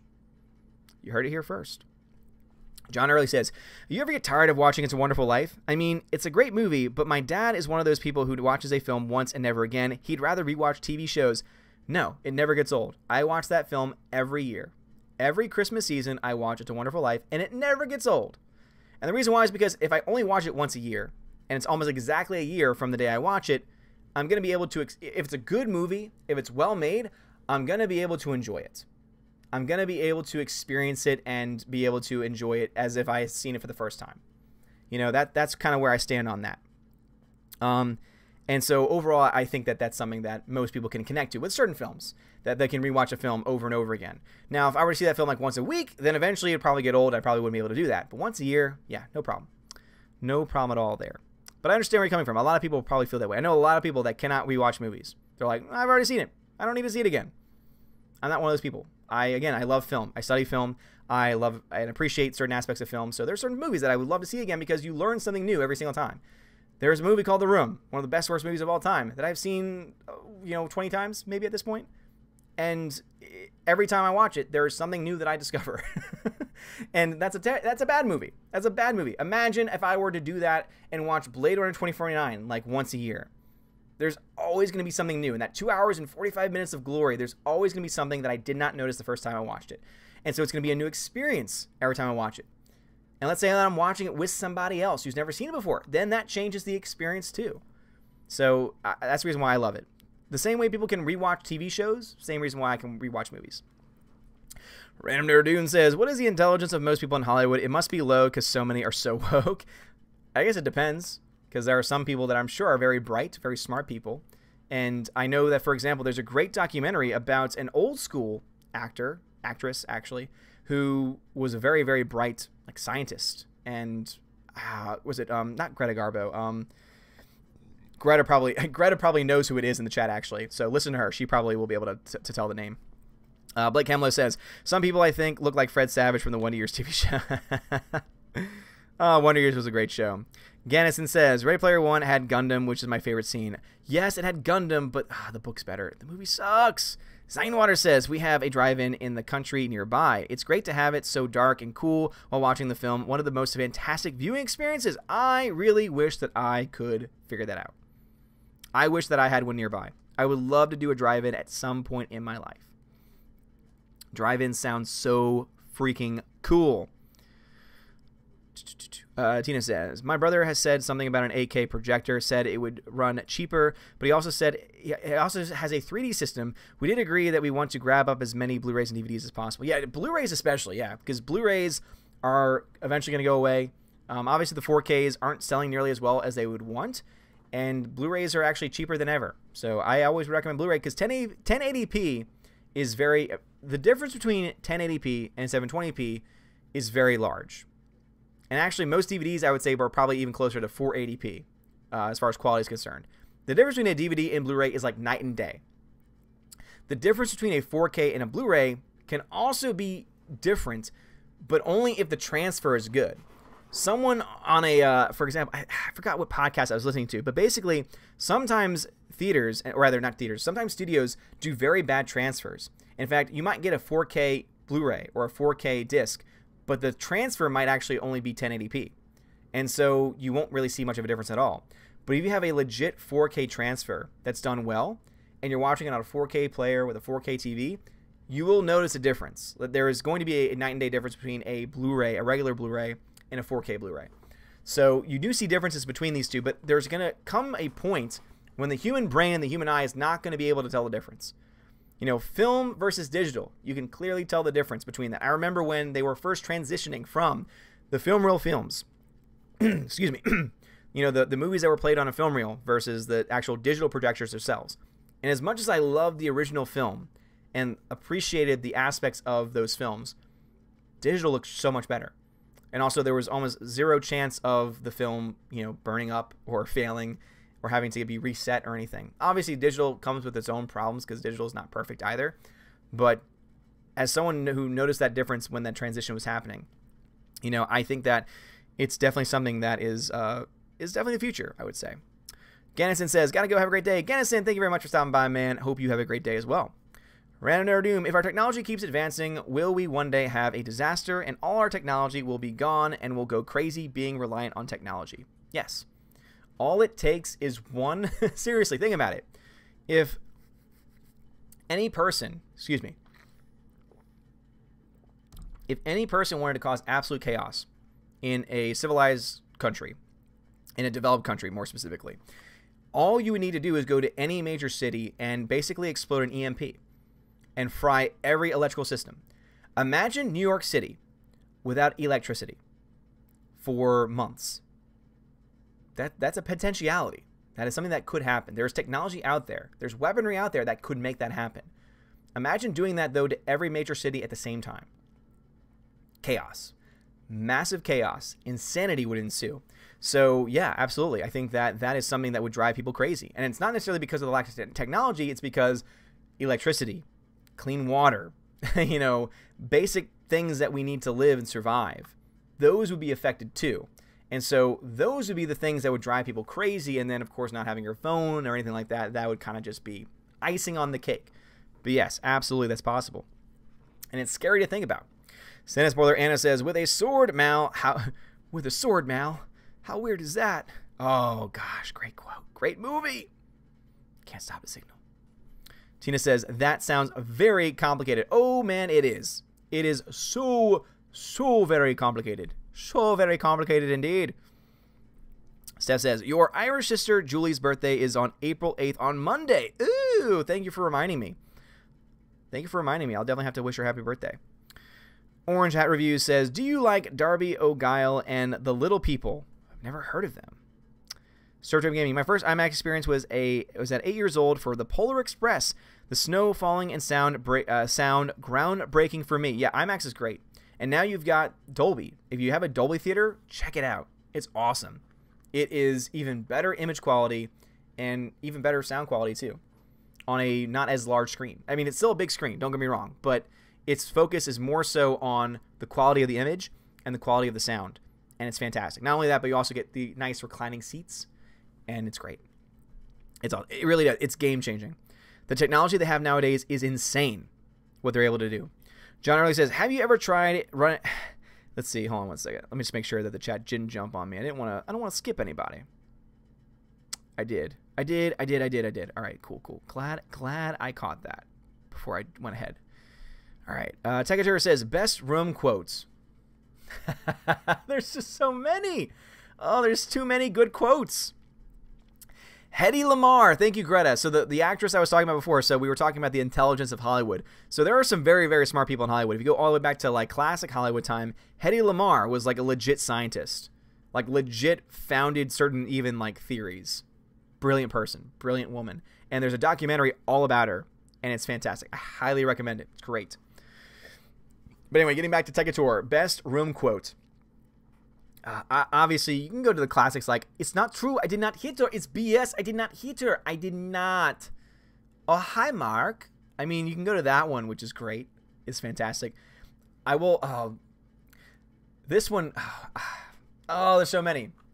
I will have to say, though, the one that gets me every single time, because it's supposed to be so serious. It's such a serious topic, but the way the movie presents it, it's so bad. So there's a part in the movie where this older female character, who's the mother of one of the characters, comes in and then says, just out of the blue, you know, like, everything falls apart at once. Like, she's like, no one will listen to me, and I'm dying. And then the daughter says, oh, come on, you're not dying. And then she sips her coffee and she says, I got the results of the test back. I definitely have breast cancer. And she delivers it that way. And then the daughter responds saying, oh, that's so sad. Don't worry. They're curing people every day. And then they move on. And it never comes back up. It never comes back up, ever. And so once you know that, especially, and you've seen the movie before, every time that line comes up, it's just like, I should not be laughing because this is a serious issue that affects real people. But, oh my God, the way the woman presents it. And Tina also got Hedy Lamarr. Thank you, thank you, thank you. It's Hedy. Be a Hedy. The One True Wolf says, I'm the same with certain movies. People judge this film, but I really enjoy The Martian. Oh, The Martian's great. No. Don't let anyone... The Martian is objectively good. They can subjectively hate it all they want, but objectively, the direction, the cinematography, the writing, the editing, all of those things match up. All of those things are either good to excellent from an objective standpoint. So no, The Martian is fantastic. I mean, you can have all the opinions you want about Matt Damon, but the movie's great. The movie is so great. It's so good. 60 FPS should just be free. Oh no, 60 FPS does not work at all for movies. Does not work. Movies need to look cinematic, and 60 FPS does not make a movie look cinematic. It makes it look too much like real life, but movies should not look like that. It just, oh, it's awful. I remember I saw the entire Hobbit trilogy in the high frame rate, like the high frame rate. I think it was actually like 120, maybe 60 to 120 FPS, 3D. And yes, it made the CGI look better. I will say the only good thing it had was it made the CGI look really good, but it was a sacrifice of the actual, the real life stuff. Anything with the actors in it, any actual practical effects and practical, props looked awful because the motions of the characters just did not look good at all. So yeah, I agree with you there for sure. For sure. John Early says, have you ever tried having a marathon with movies? Like, for example, watching Batman Begins, The Dark Knight, and The Dark Knight Rises, since they are a trilogy. I've done marathons before, and I like them. It's just I don't have time to do them, sadly. Over the summer, we'll have a marathon. We'll do a live stream marathon. Over the summer, we'll do a live stream marathon at some point. We'll pick a franchise, and we'll do it. I don't know if I could do like a 6-movie franchise. Maybe a 3-movie franchise, I could do that. I could dedicate one day out of the summer to do that. Technically 2 days, I guess. But one day, for sure, we'll do it. I'm open to it. I am definitely open to it, for sure. Let's see. Tech Guy says, do you think there will be a Shazam 2? Yes. The film is making money. Trust me, the film's already outpacing the studio's expectations. The studio thought it was going to make $45 million domestically this weekend. It's likely going to make like closer to $55-60 million. So it's already doing better domestically. It's doing fine overseas. It's not doing, crazy overseas, but it's doing fine. It's going to do well enough to make its money back. And so it's going to be profitable. They've already set up for a sequel. And at this point, they're going to want to make sure they make as many films with these kids while they're still kids. So yes, for sure. And I would not be surprised if Shazam 2 gets like a 2020 release. Or 2021. Like a 2021 release. Like as soon as possible, I would say. Orange Hat Review says, it's an older movie, great Irish movie. Oh. Spidey Flash says, someone should EMP Hollywood and see how the crazy SJWs get. Oh man, if they don't have Twitter, could you imagine if SJW Hollywood did not have Twitter for months? Oh, the world would be a better place. That's how you stop wars, everybody. Yeah, EMP all the celebrities and all the crazy people. because then they can't tweet or share their information. Super says, I've been meaning to ask, might be a stupid question, but what is the difference between Dolby Digital branded theaters and the Dolby theaters you go to? Do you know? So the Dolby theaters, and the one I'm talking, these are screens. So basically it's called like a Dolby Atmos screen.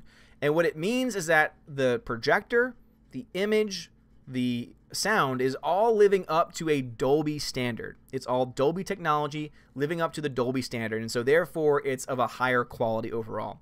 It's very similar in a lot of ways to what George Lucas actually did with THX. So remember back in the day, he wanted to create an entirely new standard for movie theaters so that way a movie could be experienced in the best way possible. And he did that with the THX, meaning that if a film did not have the THX standard, for sound, specifically for sound, that they would not be allowed to have the movie, which meant that theaters had to upgrade their theater. So they had to, so basically between Star Wars and between Empire Strikes Back, they had to upgrade their theaters if they wanted to get the movie. And so a lot of them complied because guess what? The first Star Wars made a crap ton of money and they figured, oh, we cannot miss out on Empire.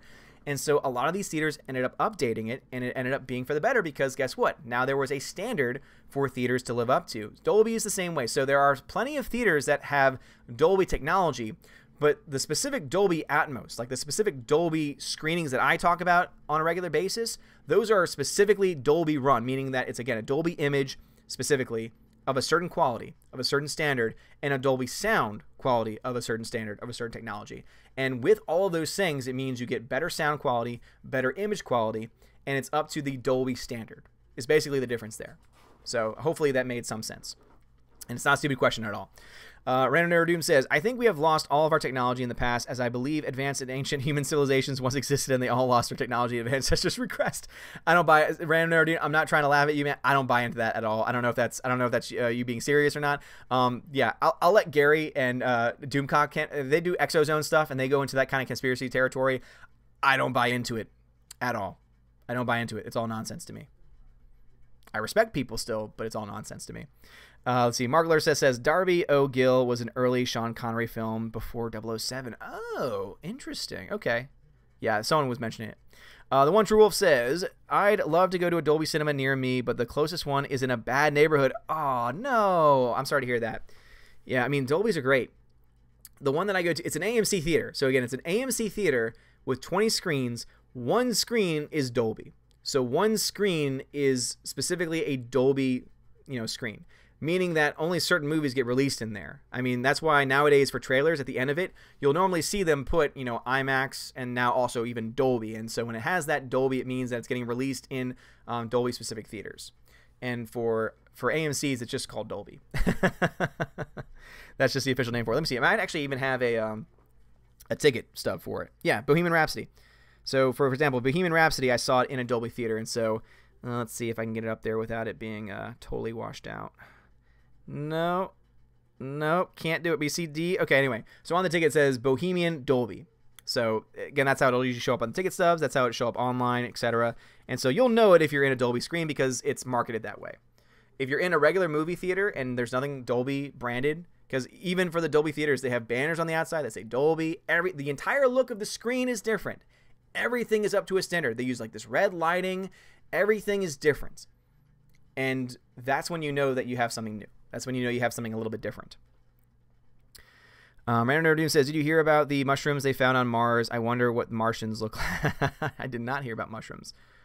I don't know if that's true. Mushrooms? Not actual like live mushrooms, I would imagine. Probably something else. Super says, personal phase. What a funny story, Mark. Anyway, how is your sex life? Yes. A hot doggy. In a few minutes, biatch. Yes. You and your stupid mother. Oh, man. Everything. My favorite scene is probably the flower shop scene, though, with the, oh, hot doggy. You're my favorite customer. Zaphod says, how about a Brie Larson movie marathon? Horrible idea. You can do taking a shot getting baked every time someone praises Larson. I don't drink, man, so I'm straight edge, so that definitely wouldn't work for me. And I don't know if I'd want to like not only torture myself, but also anyone that would want to join me in that. Steph, thank you for letting everyone know that's how you talk to me. So again, if you want to ask me a question or make a comment and you want me to read it, make sure you have Odin question, all one word, So no @ symbols or anything, just Odin question. Doesn't matter if it's capitalized or not, just Odin question. As long as you have those letters in that order, it'll pop up as orange to me, and I'll be able to read it. John Early says, I dare you to marathon X-Men Origins Wolverine, The Wolverine, and Logan. I mean, one movie is objectively crap, one film is mediocre, and one is amazing. I actually liked The Wolverine. I thought The Wolverine was a fine film, personally. So, that's my thought. Logan was definitely the best of the bunch, for sure, and X-Men Origins was terrible. But even X-Men Origins has some decent acting performances in it, I would say. Even though the writing direction sucked. Random Nerd of Doom says, if they EMP Hollywood then went and checked in on them 10 months later, I guarantee these people will literally eat each other as in their flesh regress. Yeah. Zero says, about theaters. Oh, okay, thanks. That makes sense. Yeah, mine are just Dolby Digital with, standard. Yeah, so Dolby Digital, that's just like a sound. Yeah, that's a standard sound. Though you would know if you're in a Dolby, like the Dolbys that I'm talking about. Again, they are branded outside of the theater. The theater looks different. Like seriously, I'll try and show you. So next time I do a vlog, I might try and do that. Maybe the next time I see a Dolby screening of something, just to show you what the theater itself looks like from the outside, because it looks different. It is an entirely different experience from any other theater. It's similar to IMAX. So you know how like IMAX at AMC or IMAX at Regal or IMAX at whatever, that it just looks different. It's set up a little bit differently than others. With the branding, how you walk into the theater and before you see it says IMAX on it. It's the same thing for Dolby. It's all about branding. So that's how you know that it's different. Techater says, what's the difference between XD and Dolby, and is there a substantial difference? Oh, man. Yeah, so basically, when it comes down to like XD and the big D and all these other things, those are all different names for usually the same thing. The main difference is the branding and the studio behind it, or rather the company behind it. So Dolby is specifically the company, so Dolby. And that's the standard for the sound and for the systems. When it comes to the other things like XD, for example, it's a different company, but it's trying to live up to a similar standard. So it's going to have a higher quality image, higher quality sound, but it's not going to be by using a Dolby technology, basically. That's like the primary difference. I only know of Dolby because, again, I worked at the AMC, an AMC near me, and we had an IMAX and a Dolby, so I know how that technology works. I know the differences between that and other technologies, but I know some theaters do have different names for similar projects. Like, for example, Regal near me has like RTX or something, and basically it's what we would describe it, at AMC, we called it a poor man's IMAX or a poor man's Dolby, meaning that it's better than a regular theater, but it's not up to the same standards as a Dolby or an official IMAX. So that might be the only explanation that I can have for it. If it's not an IMAX and it's not Dolby, but it's got a special name to it, it's better than what you can see at your local theater, but it's not the best because it's a poor man's, as we would say, it's like a poor man's one. And I'm not trying to throw shade at anybody. Surf Gaming, are you excited for the Halloween sequel this year? Wait, there's another Halloween film coming out this year? Wait, what? They just had one come out last year. Are you sure it's a Halloween? Are you sure? I say no, there was one that came out last year. Or is it like a spin-off? Is it a spin-off that you're talking about? Let me see. It must be a spin-off because Jamie Lee Curtis is not attached to it. I don't know anything about a Halloween film coming out this year. Maybe you're thinking of something different. Greta says, Lord of the Rings marathon. No. That one would be too long. You know what? No, we're going to do this. So in May, John Wick 3 comes out. So maybe we'll wait for like July, and hopefully John Wick 3 will be out on DVD and Blu-ray, and then we can do a John Wick marathon. Yes! John Wick marathon. Definitely at some point on this channel, at some point in the next year, John Wick marathon, because those movies are freaking fantastic. And they're not 3 hours long. Super says, your Tommy Wiseau impression is on point. His line delivery is truly something special. Oh, it is. Again, as good as it could be from my perspective, from my end, it will never match the original. Nothing will ever be as good as an actual Tommy Wiseau. It's a Trap Production says, one reason I'll never watch X-Men Origins, they killed Will.I.Am. I was devastated, me lord. Okay, I'm mildly miffed, but still, I was emotionally off-put. Well, thank you, It's a Trap Productions. Appreciate that. Also, glad I was able to jump on your stream earlier. Trey Chester says, THX wasn't implemented until 1983 with the Return of the Jedi. Oh, Trey, thank you. I got my years off by a little bit, but it was indeed a standard setup by George Lucas at the so everything else was true, just my years were off. Thank you. Thank you for that correction. I always appreciate it. Mono Dude Thing, how's it going, my lord? Sorry, I'm late working hard on some videos. Also, I'm still the original Mono Dude Thing, and Shazam was way better than Dark Knight. No, Shazam was good. Dark Knight cannot be touched. You were wrong. You're wrong. Let's see. Random Nerd Doom. When you are in Chicago and see Jussie Smollett, ask him how he fought. Cat Slave 56. Lord of the Rings Extended Edition Marathon. Oh, God. That's like over 9 hours of my life. That's probably like actually between 9 and 12 hours of my life. I don't know if I could do that. I could do like 6 to 8 hours. Anything more than that's a little too much. It's a little bit of an overkill. For the first marathon stream on the channel, I don't know if I could do that. John Wick for sure, though. And I see a lot of other people are excited for a John Wick marathon. Yes, for sure. John Early Marathon, Spider-Man 1, 2, and 3 in the summer. Now, that one more likely. Much more likely. There's Spider-Man 3. Oh, Spider-Man 3 is so bad. But it is funny. It is funny. At John Wick 3, yes, John Wick Marathon at some point. Promise. Random Nerd Doom. What about a marathon where we watch all the horrible Hollywood woke movies and see how many people? No! Hell no, Random Nerd Doom. No, absolutely not. Because I wouldn't buy it. I wouldn't own those films in the first place. And that means that we would be doing something that's not legal. And I would never do that officially. Allegedly. All right, guys. Well, I am caught up with the chat, and I've been going for 2 hours, 40 minutes. So, holy crap. That's a long time. So let's go ahead and start to wrap things up. For the 120 people still here. Wow, 120 people still here. Thank you. Smash that like button as I go ahead and get my Patreon list ready, and I'll read some final chats in a second. So again, leave any final questions you might have before we officially wrap the stream. But let me give a shout out to all of my patrons really quick before I do any final questions or final comments. So a huge shout out to my patrons: A. Gray Jedi, Adam Shawhan, Albertus Magnus, Aman Yosef Marcos, Brian P., Darkstar 57, Elite System 32, Dion, Edward Coleman, Enrique Evangelista, Entertainment Hacker, Frank the Tank and the Shawhan Wiener Dog Clan, Harold Francis, the Hunky Chunky Funky Monkey, Inflamed Wood, It's a Trap Productions, Jason Clark, Jeffrey Toon, Jonathan Jerembeck. Also, shout out to Jonathan Jerembeck, who actually suggested that we talk a little bit more about the theater going experience. So I think that we talked, it took us a little while to get there, but we got there. And so thank you, Jonathan Jerembeck, for that suggestion. Hopefully you have either seen this or will see this at some point, because huge shout out to you, good sir. And if you want any other things to be talked about on this channel or at the Patreon, Patreon podcast, specific Patreon podcast, please send me a DM through Patreon, and I will definitely consider it, as Jonathan Jerembeck reached out to me and I listened.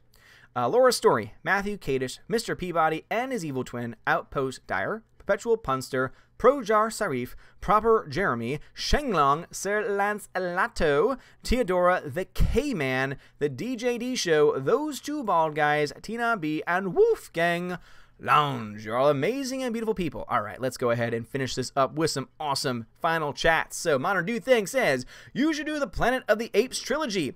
You mean the Caesar trilogy? Yes, I would be down for that. Starting from Rise of the Planet of the Apes, Dawn to War, yes, I would be down for that. I own them all. I have War now, so yes, I own them all. Slicer Neons, newer generations growing up with 8K or maybe even 16K, will us old people survive them being so spoiled and entitled? Well, here's the thing, Slicer. There's going to come a point when the technology is not going to be substantial. As I said, the human eye can only detect so much. So we might be able to detect the difference between like 480p and 1080p and 1080p and 4K. But there's going to be a point where 8K, 16K, 20K, 24K, whatever it is going to be, it's going to be indistinguishable to the human eye, I would say. So I think that at some point they're going to reach a limit where the technology stops, and instead they'll focus or have to focus on how to make the technology cheaper and more accessible. So whatever that might be, whether it's 8K, 16K, whatever it might be, there's going to be an end point at some point, I would say.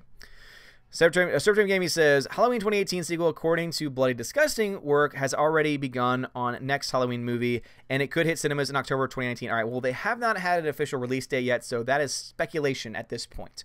Cat Slave says, how about marathoning Plan 9 from Outer Space, The Green Slime, and Santa Claus versus the Martians? Ooh, some classic bad films. That would be a possibility, I would say. Super Anime says, thanks for another awesome stream. Have a great night and the rest of your weekend. Well, thank you very much, Super. Glad to have you here as always. Tech Guy says, did you see Jeremy's response to the extended Endgame trailer that looks like Brie Larson is actually playing a big part, even saying, you lost before you didn't have me? Wait, what? I haven't seen this new trailer. Is that true, Tech Guy? Ooh, that's something I'm going to have to watch after this stream. That's stupid. Oh, man. Wow. That's awful. I'm going to have to watch that. Random Nerd of Doom says, don't leave live stream or I'll steal your cat and take care of it like my own cat. Love it with all my heart. I don't have a cat, so that's okay. I'll leave. CT, have a nice day. You have a nice day as well. Mr. Peabody, you have a good night. You have a very good night, sir. Soul Assassin, good night, good night, good night. Bear, bear, bear. Mad Mitch, Brad Noble, the CF Productions, Tina, Steph. Guys, huge shout out to the Valks, Tina and Steph. They are awesome. They do great work. They've been watching this stream for as long as I've been here, too. They are awesome. Huge shout out to them. Alan Sparks, Glenn Ham, Slicer, Neons, Brad Noble. No, it's not a trailer. It was a preview at CinemaCon. Okay, a preview. Okay, preview. So it's not available yet. I want to see it for myself. Tina says, other classic bad films for consideration, Santa Claus and the Ice Cream Bunny, or Manos Hand of Fate. I've heard of Hands of Fate, never seen it. Cat Slave, have a good night. CF Productions, of course, Slicer Neons, Random Nerd, Dune, Zine Waters. My Drive-In is also always a double feature. Nice, Zine, that's awesome. It's always great to get more bang for your buck. So, Zine, sounds like I might have to check this out at some point. Where is this theater? What part of the country? Orange Hat Reviews, have a good night, sir. Left a picture, opinion, tweet for my new YouTube profile pic. Let me know what you think. Will do, Orange. Please, hopefully you DM'd me, because that's the best way to contact me. Orange Hat Productions says, good night, me lord. Good night. Alan Sparks, you have a good night as well. Rock on. Yes, indeed, Bear, bear, bear. Huge shout out to the Valks, to the Wrenches, to all of the Wrenches here tonight. Let's see. Laura was here earlier, so huge shout out to her. And, of course, Greta as well. Zine, Parma Motor View, Idaho. Idaho. I don't know where I'll ever be in Idaho, but it's something still to consider. All right, well, anyway, guys, thank you all. Greta, have a good night as well. Thank you guys so much for watching. You're amazing. This stream has been awesome. Seriously, 2 hours, 46 minutes. It was almost as long as what the Endgame movie is going to end up being. Hopefully you learned something. Hopefully you enjoyed it a little bit. That would be great. And thank you again for the support. Whether you've been watching, whether you have been donating, whether you are a patron, whether you are simply a follower, thank you so much. Seriously, it's meant a lot to me. Things have been going crazy in my life lately, as you know. You guys give me life. You guys give me soul. You guys give me energy, and I appreciate it all the way. So thank you guys for all the love, for all the support, for all the prayers, especially. I believe some prayers have indeed been answered. If you are a patron, you know a little bit more about that. I haven't been able to give too much information to my patrons, but they know a little bit more than what I'm telling the major channel. But thank you again, and I cannot wait to be able to share more with you guys, and also cannot wait to come back once again. So Monday, guys, next live stream, so please stay tuned for that. And, of course, the Tuesday one-man low council, and then Friday, we will be at Star Wars Celebration. I'm going to be vlogging all of it. I'm bringing my computer with me, so hopefully I can get some footage up to you guys as soon as possible. And you guys are awesome. So seriously, thank you, thank you, thank you, thank you guys for being here, for being supportive. I love you. And as always, God bless.